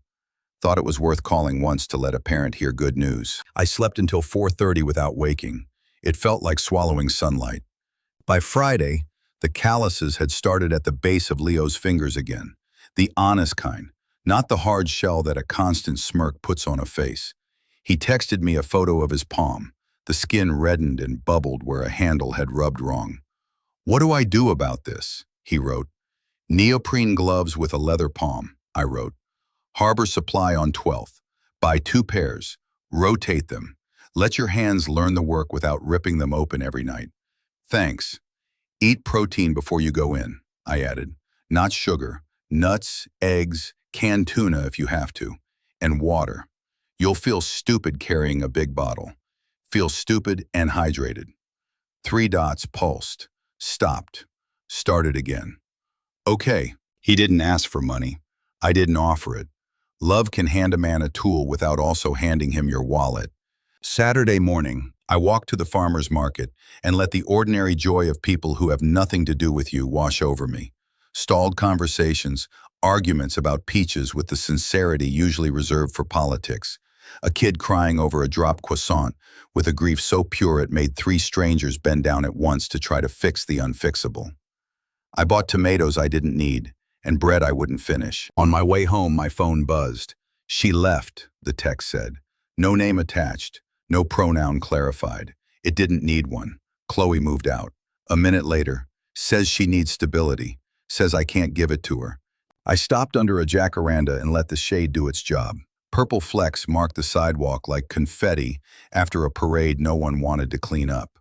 I'm sorry, I wrote. 2 words, nothing else. Not, I told you so. Not, she wasn't good enough. Not, you'll be better for it. Only the truth that belonged to me. He didn't write back. The unsent words lifted off my shoulders anyway. That afternoon, Mr. Davis knocked once and came in carrying 2 folding chairs he'd found at a garage sale ages ago. He set them on his patch of lawn, handed me one, and sat with that old man groan we pretend we're not making until it's too late to restrain it. Word is Chloe's driving south, he said, like a weather report. Word travels, I said. It always does, he said. And then he gave me the kind of look that means, now is when we say the thing we've resisted saying, so that the silence doesn't have to say it for us. I never liked her, Tom. I know, I said. She liked your house, he said. Lots of people did, I said, and tilted my chair so the front legs came off the grass an inch. We sat a while, the kind of while that if you're lucky, you get once a week with someone who knows not to fill it. Across the way, David came out with a tape measure. He ran it along the porch and nodded, like measurements were prayers. Isabella watched from the doorway, her hands shading her eyes in a gesture that women have used for 100,000 years, though the sun has not once cared. At dusk, my phone buzzed again. This time, it was a screenshot, a social media post, the kind that breeds in damp corners, a photo of the red and blue lights outside the house 2 months ago, and a caption that read, "Imagine calling the cops on your own son. Some people should never be parents." Chloe's name on top. Below it, comments breeding comments. Monsters wear suits. Boomers are abusive. Pass it on. He was probably controlling for years. I know families like this, so toxic. Then, another screenshot from a different friend, Jessica, whose number now lived in my phone. A newer post she'd written under Chloe's, the digital equivalent of placing a palm against someone's chest without shoving. There's more to this story than the photo. Maybe don't coronate or crucify anyone based on one frame. One heart, two hearts, a small hand trying to hold a line against a tide. I didn't reply to either. It turned out the world could roll its eyes at me without requiring mine to roll back. That felt like power of a better sort. Sunday came with the bell at St. Michael's, a sound I'd used to resent when it meant keeping a toddler quiet for 45 minutes. Now, it was just a reliable piece of the week, like garbage day or the time the sun decided to tuck itself behind the ridge each evening. Leo texted at 3:02 p.m. Court on Wednesday. They said it's a formality. The judge will probably count the time served and give me probation. Can you be there? Yes, I wrote. Then, after a second, I'll sit in the back. Okay. The courtroom smelled like industrial carpet and disinfectant. The benches were wooden, narrow, built to remind you not to get comfortable with being in trouble. The air conditioning whistled through vents with more confidence than the people under them. I sat in the back, as promised, and watched the procession of minor tragedies. A kid in a hoodie who thought volume equaled innocence. A woman my age who cried quietly into a napkin that left lint on her cheeks. A man in a tie explaining to a judge that technically the sign had not said "no parking" during the 15 minutes he parked there. When they called Leo Miller, he stood in the second row and walked forward without performing indignation. The judge scanned a screen, made the professional sound of a person encountering something they'd encountered 1,000 times and said, "Criminal trespass, failure to comply. Mr. Miller, time served. 12 months probation, fines as ordered. Complete a conflict de-escalation class and provide proof within 90 days. Do you understand?" "Yes, Your Honor," he said, voice clear, not loud. The gavel sound is always smaller in person than in movies. It's just wood kissing wood and calling it authority. He turned, saw me, didn't mouth anything, didn't gesture, just saw me. It was enough. Outside, he joined me in the patch of shade under a city maple.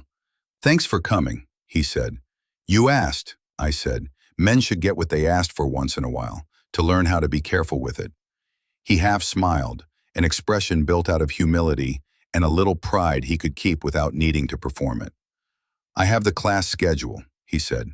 "Fridays at 6. It's funny." "What is?" "The guys in there. We all think we're the reasonable ones."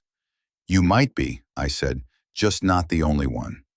We walked to the parking lot like two men who knew how to end a conversation at the right time, before words got the chance to ruin what the air had already agreed to. That night, I checked my bank app and moved another trench of sale money into the trust I'd set up for my grandson, Noah. There were forms on forms, and the cool satisfaction of clear numbers replacing the warm, self-sabotaging fuzziness of, "I'll help out this one last time." When the confirmation chimed, I pictured Noah at 8, at 12, at 20, and wondered if he'd ever know that the money waiting for him had started as a roof his father believed was permanent, and only became love when it became deliberate. On Thursday, the warehouse put him on the schedule 5 nights in a row. He texted at 2:18 a.m. Harder than I thought. Not impossible. 2 minutes later, there's a guy here named Frank, 57. Says he started late. Says late is better than never. Listen to Frank, I wrote. Men like that have the kind of shortcuts that don't cost you more later. At noon the next day, I took him to the transitional housing office by the river. The receptionist had bangs that looked like she cut them herself in the bathroom mirror, and eyes that said she had no time for cruelty, up or down. We have a wait list, she told Leo, but you jump if you show us you jump. Proof of employment gets you ahead of a guy with a story. I have both, he said, and slid the paper across the counter. She looked at the schedule like it was a passport stamp, and stamped back. When we left, he exhaled from somewhere lower in his chest than usual. They said a week, he said. Maybe sooner if someone drops. Someone always drops, I said. Show them you don't. We stood on the curb, looking at the river the city had tried twice to beautify and 3 times to forget. He said without looking at me, Chloe called me selfish. She said I'm exactly like you. I let the sentence sit there and taught myself not to swat it down like a fly. What do you think? I asked. He kicked at a mark on the concrete that had once been gum and now looked like a map of a country without borders.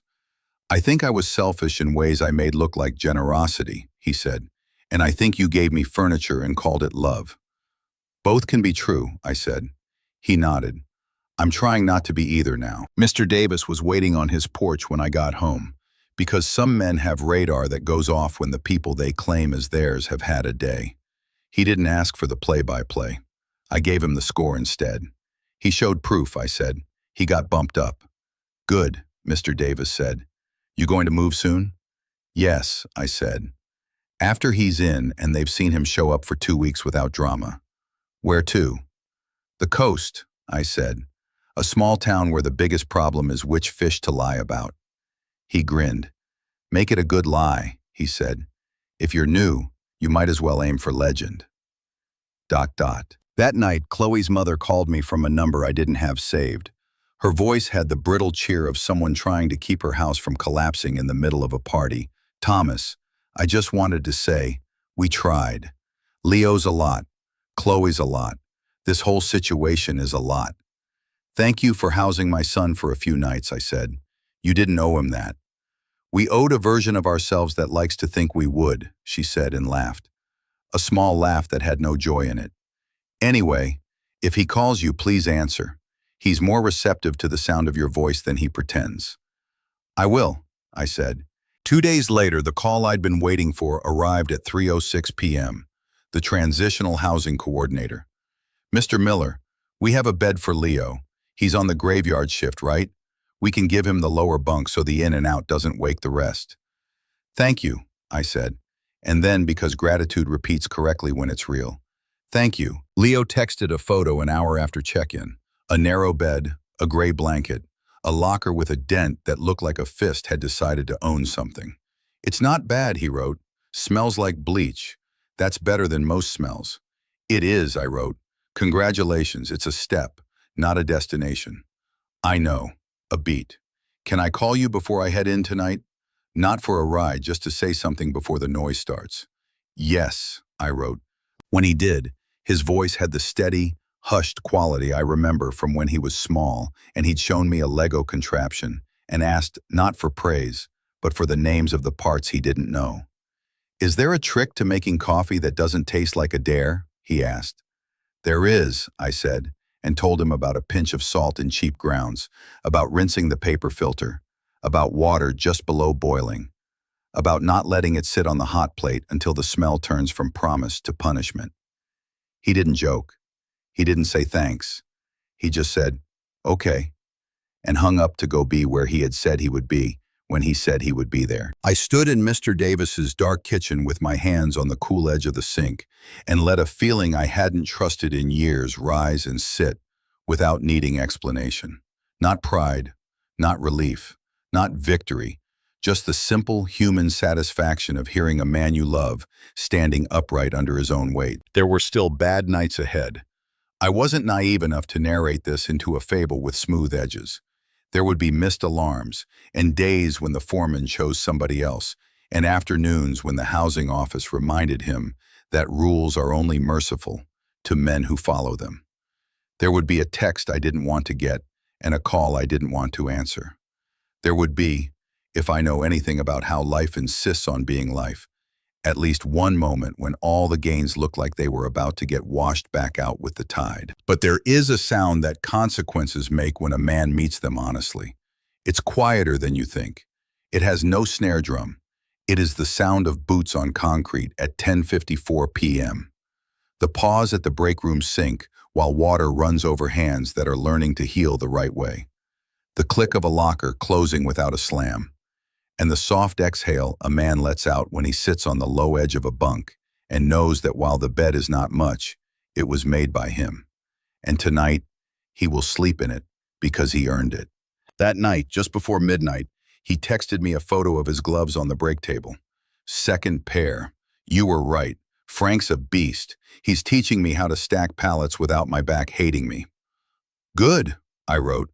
Ask him what to do when the foreman pretends not to see you. He'll know. At 2:13 a.m., my phone buzzed again, and for once I didn't curse the hour. He said, "Keep moving where they can't ignore your motion." I put the phone face down and laughed, soft, in the kind of darkness that makes a man feel like he's not borrowing nighttime, but belonging to it for a few minutes. Keep moving where they can't ignore your motion. I wrote it on an index card and set it beside my father's watch. In the morning, I made a list, the way I always do.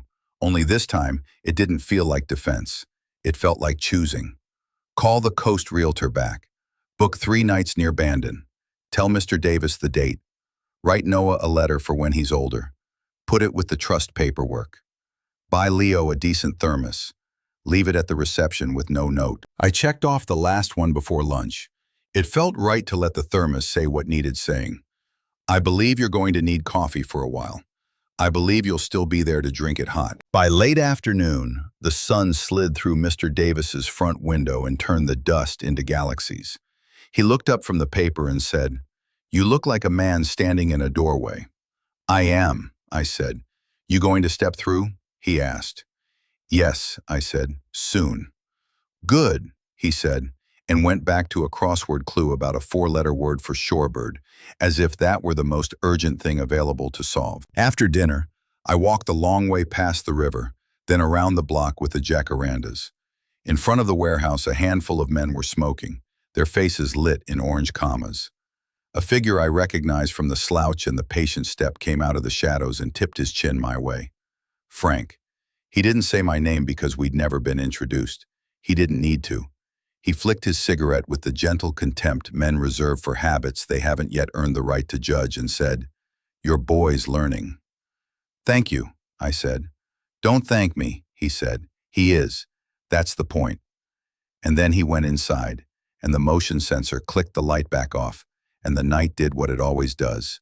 Continued without ceremony. When my phone buzzed at 4:05 a.m. with, "Shift over, feet hurt, no disasters," I didn't answer. It felt correct to let his words stand without my putting a frame around them. Mercy without subsidy, love without disguise, boundaries that don't brag. I said those things to myself and let them be the scaffolding while the rest of the building took shape. Tomorrow, I will sign the lease on a small place near the ocean, where the windows open toward a horizon wide enough to hold a past without letting it monopolize the view. Tomorrow, I will tell Mr. Davis the exact date, and he will pretend to be surprised because that's how men give each other permission to leave without making it look like abandonment. Tomorrow, I will put my suitcases by the door and sleep one last night in a room that had held the weight of a whole season and never once sagged. Tonight, I stood in the kitchen and wound my father's watch until the second hand moved as steadily as breath, then set it down and listened to the house settle. Somewhere, 2 dogs traded barks, then called a truce. A train spoke its long vowel. Out there, my son sat on a bus seat or the low step of a bunk and learned what it felt like to arrive at a place you chose because you were tired of places that chose you. Consequences have a sound. So does recovery. I'd forgotten that. Now I could hear both, and the space between them was where I intended to live. When Sunday morning came, I was up before the sun. Not because I couldn't sleep, though that had been true for months, but because there was something I needed to see with my own eyes. The air was crisp, the kind of October chill that carries the smell of damp leaves and wood smoke. I made coffee in the old percolator, black, no sugar, and stood by the kitchen window. From here, I had a perfect view of my driveway and the street beyond. At 7:12 sharp, the rumble of a battered Chevy pickup broke the stillness. Leo's truck. I recognized the dent in the passenger side door and the way the muffler rattled when it idled. Chloe sat in the passenger seat, sunglasses on even though the sun hadn't climbed high enough to need them. They didn't see me, or maybe they didn't care. The truck rolled past my house. No, not mine anymore, slowing as it approached the mailbox. Leo leaned out, looking at the Martinez family's new landscaping, the fresh paint on the shutters, the way the front lawn looked like it had been combed. Chloe said something I couldn't hear, and Leo gave a short, bitter laugh. Then the truck rolled on. I knew where they were headed. 2 blocks down on the corner sat a small rental unit that used to be an insurance office. I'd seen them coming and going from it a few times since the eviction. It was barely big enough for 2 people, and a bed that didn't touch the walls, but it was what they had left. I took a slow sip of coffee, letting the bitterness settle on my tongue. A year ago, Leo had been walking around this neighborhood like he owned it, literally. Now he was driving past in a truck that sounded like it might fall apart at the next stop sign. I wish I could tell you I felt triumphant, that I savored the sight like a long-earned victory. But the truth is, what I felt was quieter. It was the same feeling you get when you finally take a splinter out of your hand. Relief, yes, but also the faint ache of knowing it had been part of you for too long. By mid-morning, I had visitors. David and Isabella Martinez pulled into the driveway, my old driveway, with bags of groceries. They were all smiles, waving to me through the kitchen window like neighbors who'd known me for years. Isabella knocked on the back door. "Thomas, we brought too many pastries from the bakery. Please take some before we eat them all." I stepped outside, the sun warm on my shoulders. "You didn't have to do that." "We wanted to," Isabella said. "And David insists your coffee is better than mine. He says it's the right bitterness." David grinned sheepishly. "I've been trying to get it like yours, but it's never the same." We talked for a while about their work, the new neighbors, and the fact that they'd adopted an old rescue dog named Pepper. I noticed how easily they spoke, how there was no edge of calculation in their words. Before they left, Isabella said something that stuck with me. "You know, I think houses remember the people who cared for them. This one feels happy again." I nodded, my throat tightening. That afternoon, I took a drive of my own. Not aimless, not accidental. I parked across the street from the old rental unit where Leo and Chloe were staying. From this angle, I could see through the blinds just enough to catch the shadow of Leo moving around inside. His posture was different. Shoulders hunched, steps slower, as if the air itself weighed more now. Chloe came to the window, pulling the blinds shut when she spotted my car. I didn't linger. This wasn't about gloating. It was about confirming something I already suspected. The fallout had begun. And it wasn't just financial. 2 days later, I got a call from Sharon Wells, the realtor who'd handled the sale. "Thomas," she said, "you might find this interesting." I was at the county clerk's office filing some paperwork, and I overheard a woman, Chloe, I think, arguing about overdue payments on a car loan. She mentioned Leo's name. Nonchalant, I thanked her, and after we hung up, I sat in silence for a long time. In my mind, I could hear Leo's voice from months ago, at his birthday party, when he told me the best gift I could give him was to disappear from his life. It's strange. Back then, those words had been a knife. Now they sounded like a promise I was happy to keep. One evening, Mr. Davis, the neighbor who'd helped me the day Leo was arrested, stopped by. He leaned against the fence, looking like he had something he wanted to say but wasn't sure how. "Thomas," he began, "you remember how I told you I'd keep an eye on things? Well, I've heard from folks around town that Leo's been asking around for work. Nothing's panned out yet." I nodded, not surprised. Mr. Davis hesitated. "You don't seem angry anymore." I thought about that. I'm not. Not really. Anger takes energy, Mr. Davis, and I'd rather put that into living my life. He smiled faintly. Guess that's why you've aged better than most of us. We talked for a while longer, and when he left, I felt something shift inside me.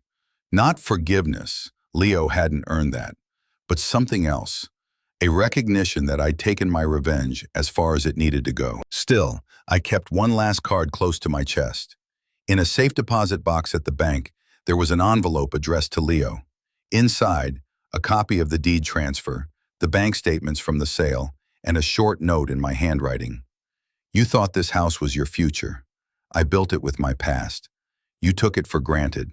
I took it back. I didn't know if I'd ever give it to him. Maybe someday when the dust had settled, or maybe never.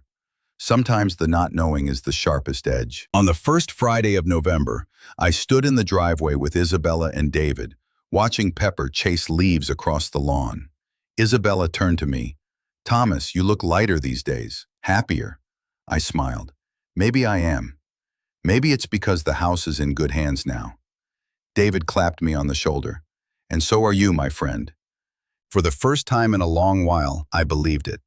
The road behind me was messy, bitter, and full of moments I wouldn't wish on anyone. But the road ahead, it was mine. And no one, not even my son, could take that from me again. The call came on a Thursday, late enough that decent people were in bed, and the rest were pretending they had a reason not to be. Dad, Leo said, and the word didn't scrape on the way out this time. Can we meet? Now? Tomorrow? After my shift? 9 a.m., Java Junction. A pause. Please. D. 9 a.m. is when men who've worked nights look like the world's been turned 90 degrees. I told him yes, and lay back down, listening to Mr. Davis's house breathe, and the train throw its single long vowel across town like a ribbon someone kept meaning to cut. Sleep came in pieces. In one of them, I dreamed I was winding my father's watch, and the second hand kept skipping backward one count every time I blinked. In the morning, I made coffee with the care of a man who understands small rituals are how you stay on the right side of yourself. At Java Junction, he was already there. He'd taken the corner table near the window, our old spot, because it was half in shadow and half in the kind of light that forgives. He had a paper cup of water, nothing else. His jacket was clean. His hair was down to one honest length. His eyes looked like he'd borrowed them from someone who'd slept enough to be dangerous to his excuses. Thanks for coming, he said. You asked, I said, and sat. For a minute, we just let the room explain itself. The hiss of milk steaming, the thump of a portafilter knocked clean. A cappuccino set down with the soft confidence of someone who knows they'll never spill again. The anchor tattoo on the barista's forearm flexed. She had a new line added, a length of rope winding down toward her wrist. Anchors hold, ropes connect. It seems somebody in this town was building a language on her skin. I'm not proud of what I'm about to say, Leo began, hands flat on the table like he'd decided they didn't get to talk with him anymore. But Chloe left. For real this time. He watched my face, and when it didn't perform, he breathed out. She took the last of her stuff on Tuesday. Her friend Jessica came with her so I wouldn't make it harder. I thought of Jessica's texts, small stopgaps against bigger floods. Okay, I said. It's not just that, he added. And when a man says that, pay attention. The warehouse offered me a different shift. Not better, just steadier. 4 12-hour periods, Friday to Monday. Frank says it's a sign they see me. Good, I said. Steady is a kind of love most people never learn to recognize. He tapped one nail against the table, the sound of a man checking his weather. I started the de-escalation class last week. The instructor, Linda, talks like a person who has been in rooms where things got loud. She says the only 2 times you win a fight are before it starts or when you decide not to show up. She's right, I said. He swallowed. There's another thing. I saw Noah. The name landed lightly and then took on weight. My grandson. Last I'd counted, out loud, a child was safe from our performances because his mother had moved 2 towns over and built a life that didn't need either of us to behave to function. I'd sent birthday cards with $20 bills tucked in like decency coupons. I promised myself not to buy more than I could keep showing up to deliver. How is he? I asked. Big, Leo said and laughed at himself. Everyone says that about kids, but it's true. He remembers me, which feels unfair and good at the same time. He looked at his hands. I want to be better for him. I don't know how to do that without asking you something I don't want to ask. Try, I said. I don't need money, he said quickly, like the rest of the sentence would be less shameful if he got this part out first. I need you to tell me what to do when I don't know what to do. Not just today, like a plan that doesn't have your wallet in it. Gee, the funny thing about finally hearing the thing you've been waiting years to hear is how little it moves your face. Relief is quiet. Okay, I said, we can do that. He nodded, then reached into his jacket and pulled out an envelope, creased soft at the corners from being handled too much. He slid it across to me. What's that? He pushed a breath through his nose. Your note, he said, the one you left at the house. I've been carrying it. I hate it, and I need it. I didn't touch the envelope.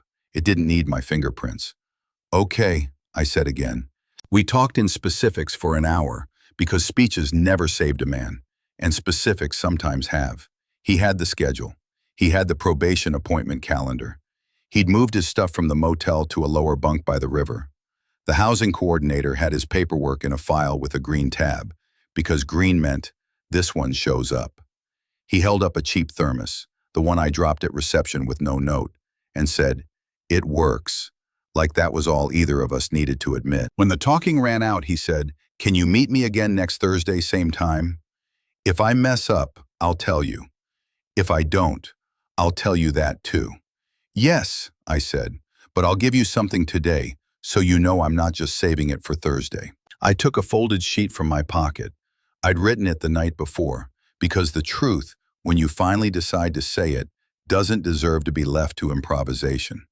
I slid it across. He didn't open it. He put it in the same inner jacket pocket where the other envelope lived. 2 notes, beating against each other like hearts that didn't know yet they were on the same team. We stood. He didn't reach for me. I didn't make him. We walked to the door like men who had an appointment with the rest of their lives. The next week, we met again. He hadn't messed up. He had a callus on the other palm now, to match the first. He'd learned how to tape his wrist because Frank told him tendons hold grudges. He'd bought boots with a sole that didn't slide on diesel slick concrete. He'd decided graveyard fit him better than the world he used to perform for because it didn't require him to be seen, only counted. I put together a budget, he said. That was new. He held out a notebook like it was evidence. Rent at the transitional place, minimal. Food, protein, rice, vegetables, coffee. Phone plan, prepaid, savings, $40 a week if nothing breaks. He looked at me like the math might laugh at him. It doesn't have a sense of humor, I said. That's in your favor. He flipped to the last page. I've been thinking about the house. Which part? I asked. All of it, he said, and the way he closed his eyes on the word all told me he had finally understood the size of things. I know it's gone. I know it should be. I know I made it into a thing it wasn't, a proof I hadn't earned. But, he stopped himself. I'm not asking you to undo anything.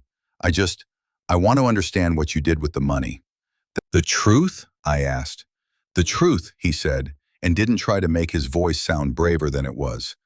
I put it in a trust, I said, for Noah. His face went blank, in the way a man's does when the emotion arrives before the name for it. For Noah, he repeated, testing the words for bitterness and finding none. He'll get it in pieces, I said. Not all at once. Education, a down payment if he treats roofs the way men are supposed to. Tools, if his hands turn out to want that. It's not to make his life easy.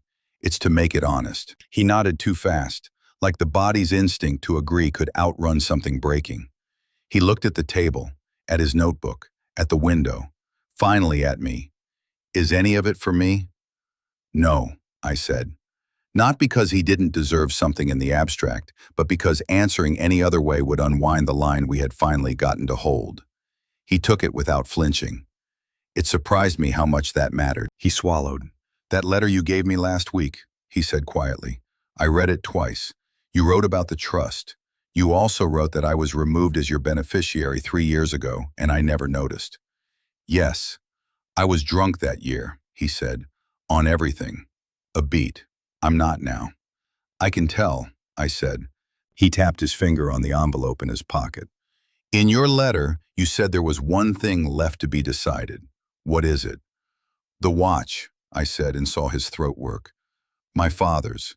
It was always meant for a son who would wear time like a responsibility. His eyes shut for a second, then opened in a slow strobe. You should keep it, he said. You earned it more than anyone. That's not how gifts work, I said. You give them to the person who will honor them the longest. He didn't ask who that was. He didn't have to. 2 days later, we made a Saturday of it. The kind that deserves to be called that with a capital letter, because everyone involved chose to show up. Noah's mother, Karen, had agreed to coffee in the park by the library. She'd always liked me, in the way women like the father their partner should have listened to more. She was careful with her eyes around Leo, alert for old patterns. I didn't blame her. She had a child to guard.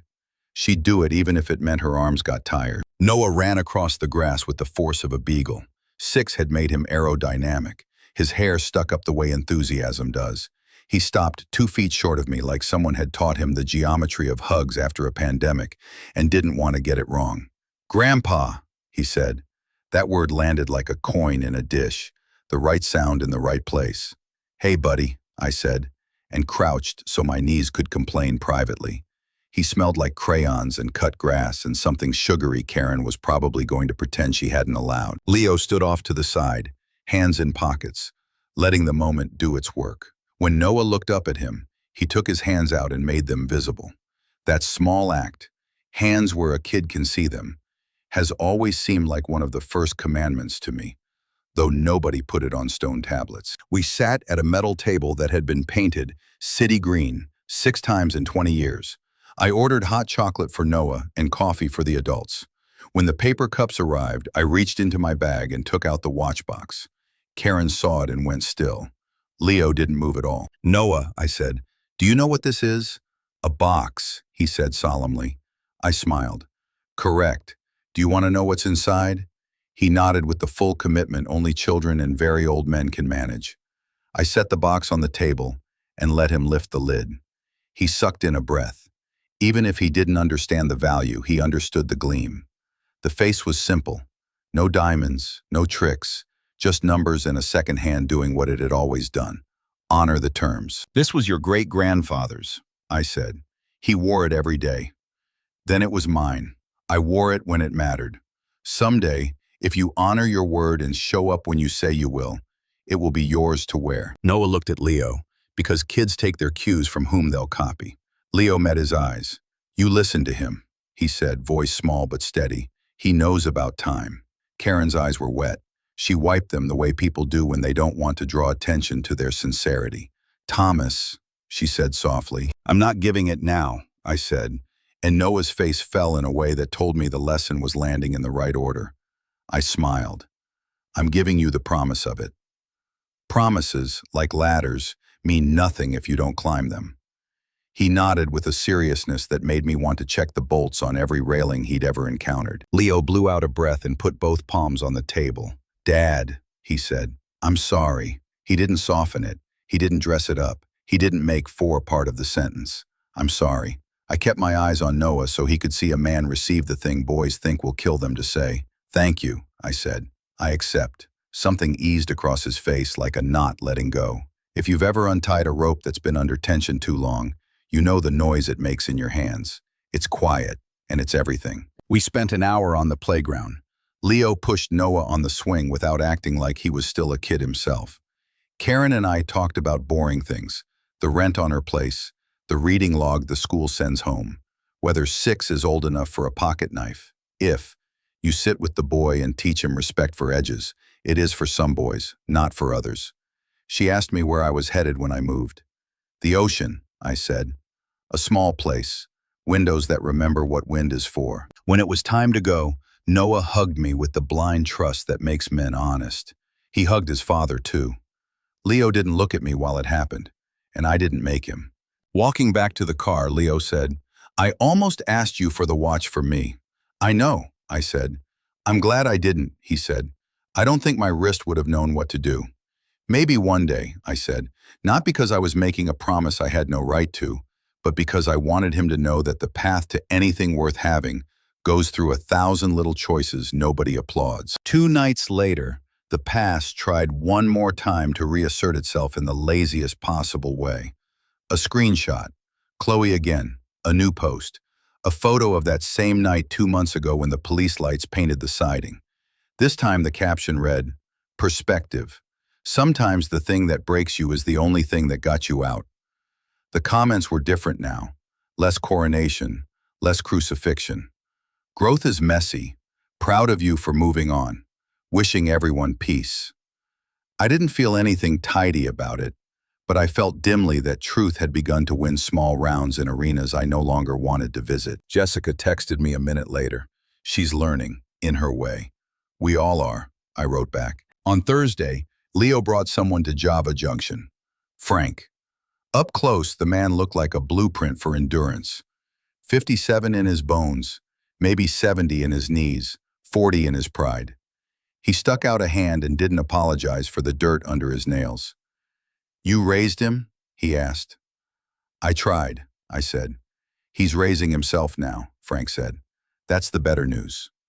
We talked about forklifts and foremen, and the trick to stacking pallets so they ride out bumps without turning gravity into an enemy. We didn't talk about houses or birthdays or letters that were cut and then cauterized. We were 3 men in daylight, and the conversation didn't need an audience to be worth having. After Frank left, Leo said, he told me something you'd probably underline. What's that? Choose a heavy thing you can carry every day, he said. Make it your job to become the kind of man who can lift it without hurting anyone. I smiled. Tell Frank I underlined it. I did, he said. He said you would. The Coast realtor called that afternoon. Mr. Miller, the cottage in Bandon came through. Small, a little crooked in the right places. Windows you'll want to wipe with your sleeve even if you just clean them. It's yours if you want it. I looked around Mr. Davis's guest room. The suitcase, the watch box, the stack of letters rubber-banded like they might otherwise escape. I want it, I said. Good, she said. Keys Monday. I told Mr. Davis first. He nodded like a man who had been at my departure long enough to recognize its face. You'll bring back pictures of fish you didn't catch, he asked. I'll lie convincingly, I said.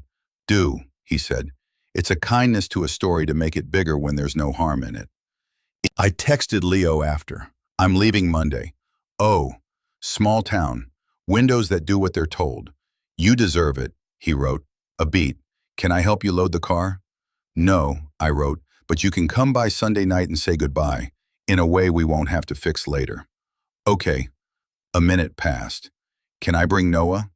Yes. Sunday evening smelled like someone else's soup, drifting in from a window left open 2 houses down. At 7 o'clock, there was a knock that didn't ask to be louder than it was. Leo and Noah stood there. Noah had a drawing, 4 figures holding hands, labeled in block letters, Mom, Noah, Dad, Grandpa. Karen must have coached him to include everyone who mattered and no one who didn't. Can I put this on your fridge? He asked. You can put it in my car, I said. It's coming with me. He smiled like he'd just been told his handwriting could move across state lines. We sat on Mr. Davis's porch because some goodbyes deserve furniture that remembers stories. Mr. Davis brought out 3 ice creams in small cups and a dish of sliced peaches because he knows dessert bridges gaps men don't like to admit exist. Grandpa, Noah said, when I'm big, can I have your watch? When you're big and you've earned it, I said, same as your dad. Same as me. Same as the man who wore it before I knew what time was for. Leo looked at me then, and there was pride in it without envy, which is as rare as a person who returns your tools cleaner than you handed them. I'll text when I get there, I said. Do that, he said. I'll answer after my shift. We didn't hug like people in movies. We hugged like men who'd learned that 2 arms around a story don't make it less true. Noah wrapped himself around both our knees and laughed because that seemed like the right sound to make when two people who love you are doing something you don't yet have names for. When they left, I stood in the doorway and watched them walk down the path together, small hand in larger hand, the kind of geometry that makes sense no matter where you set it down. Back inside, I took the watch out of its box and wound it. The second hand moved steadily without asking my permission. I set it in the cup holder of the car for the morning, not because I needed to keep checking it on the drive, but because I wanted it to see the road with me one last time as mine, before it became promise again. On the table next to my father's letters and the trust papers, I set one more envelope. It had Leo's name in my hand, not block letters, just my hand, because that's what mattered now. Inside, a simple note and a photocopy of the trust summary, the line that said Noah's future had been built out of a past his father had finally stopped borrowing. The note was 11 words. When a man means it, time gives him back his name. I turned off the lights in Mr. Davis's guest room, and the house settled into the kind of silence that feels like permission. Tomorrow I'd drive west until the air tasted like salt and possibility. Tomorrow, a small cottage with windows that did what they were told would learn my footsteps. Tomorrow, the watch would ride with me, because time and men get to say goodbye to each other in their own ways. Tonight, I lay down in the dark and let the sound of a man I once rescued, walking under his own weight, be the lullaby I hadn't earned until I stopped singing. I left on a Monday because Monday is when you start things you intend to keep. Mr. Davis stood on the porch with his hands in his pockets, like a man seeing off a train he helped lay the tracks for. We didn't say much. He handed me a paper bag with 2 sandwiches, an apple, and a folded napkin that had "Safe Travels" written on it in the blocky handwriting of a man who never wanted to forget what he meant. "Text me when you see water," he said. "I'll send proof," I said. "Lie big about the fish," he said, grinning. "You're new. You haven't earned modesty yet. Dot." I put the watch in the cup holder before I pulled away, not because I needed to look at the time, but because I wanted it to see what I saw. We drove like old friends do, quiet for stretches, then catching up without having to retell the parts that weren't worth the air. The road unfurled. The valley gave up its heat. The pines took their turn. And then, around a bend that felt like an apology, the Pacific tipped its whole blue body toward the land, and the air changed. I pulled into a turnout and texted Mr. Davis a photo. The horizon, a gull mid-complaint, the watch in the corner of the frame like a witness. "You made it," he replied. "Now go make it yours." Bandon was small and honest. The cottage was smaller and more honest still. White paint a shade too bright in spots, a porch that tilted just enough to remind you wood is alive. The key turned with the satisfaction of a lock that hadn't been embarrassed by a million false starts. Inside, the floors breathed in their seams. The windows did what they were told and no more. The kitchen was a stove, a sink, 3 cabinets, and the kind of counter you measure bread dough on because no one ever taught it marble's bad habit of chilling what ought to rise. I carried 2 suitcases in and set them in the bedroom. I put the watch on the dresser, and it looked right there, as if the wood had been built to hold that weight. I opened the windows and let the ocean paint the air with salt. Then I did the most important thing a man can do when he arrives where he meant to go. Nothing. I stood in my silence and let the house learn my name at the same time I learned its. That night, I ate a sandwich over the sink because some habits tell the truth about you better than any speech. I turned the porch light on and listened to the world do its shift change. The ocean spoke in its long syllables. Somewhere down the block, a dog offered commentary and then thought better of it. A screen door made the sound that all screen doors have made since someone first decided bugs were not invited. I slept like a man who had finally chosen where to set his head. Morning came with fog, not a metaphor, a real thing that draped itself across the street and decided which houses deserved to be half invisible. That night, after the officers had cleared the yard and the last car pulled away, the house felt like a shell that had finally emptied itself of noise. I stood at the window long after Leo stormed off, watching the grill smoke curl into the dark. The silence didn't comfort me. It pressed in, heavy, unfamiliar. I had just started up the stairs when the side gate rattled. A dull thud, then another. A hand slapped the siding, hard and fast, like a metronome for panic. "Open up," Leo's voice, raw now, stripped of the bravado he wore in front of his friends. I switched on the hall light and eased the front door open just an inch, shoulder braced against it.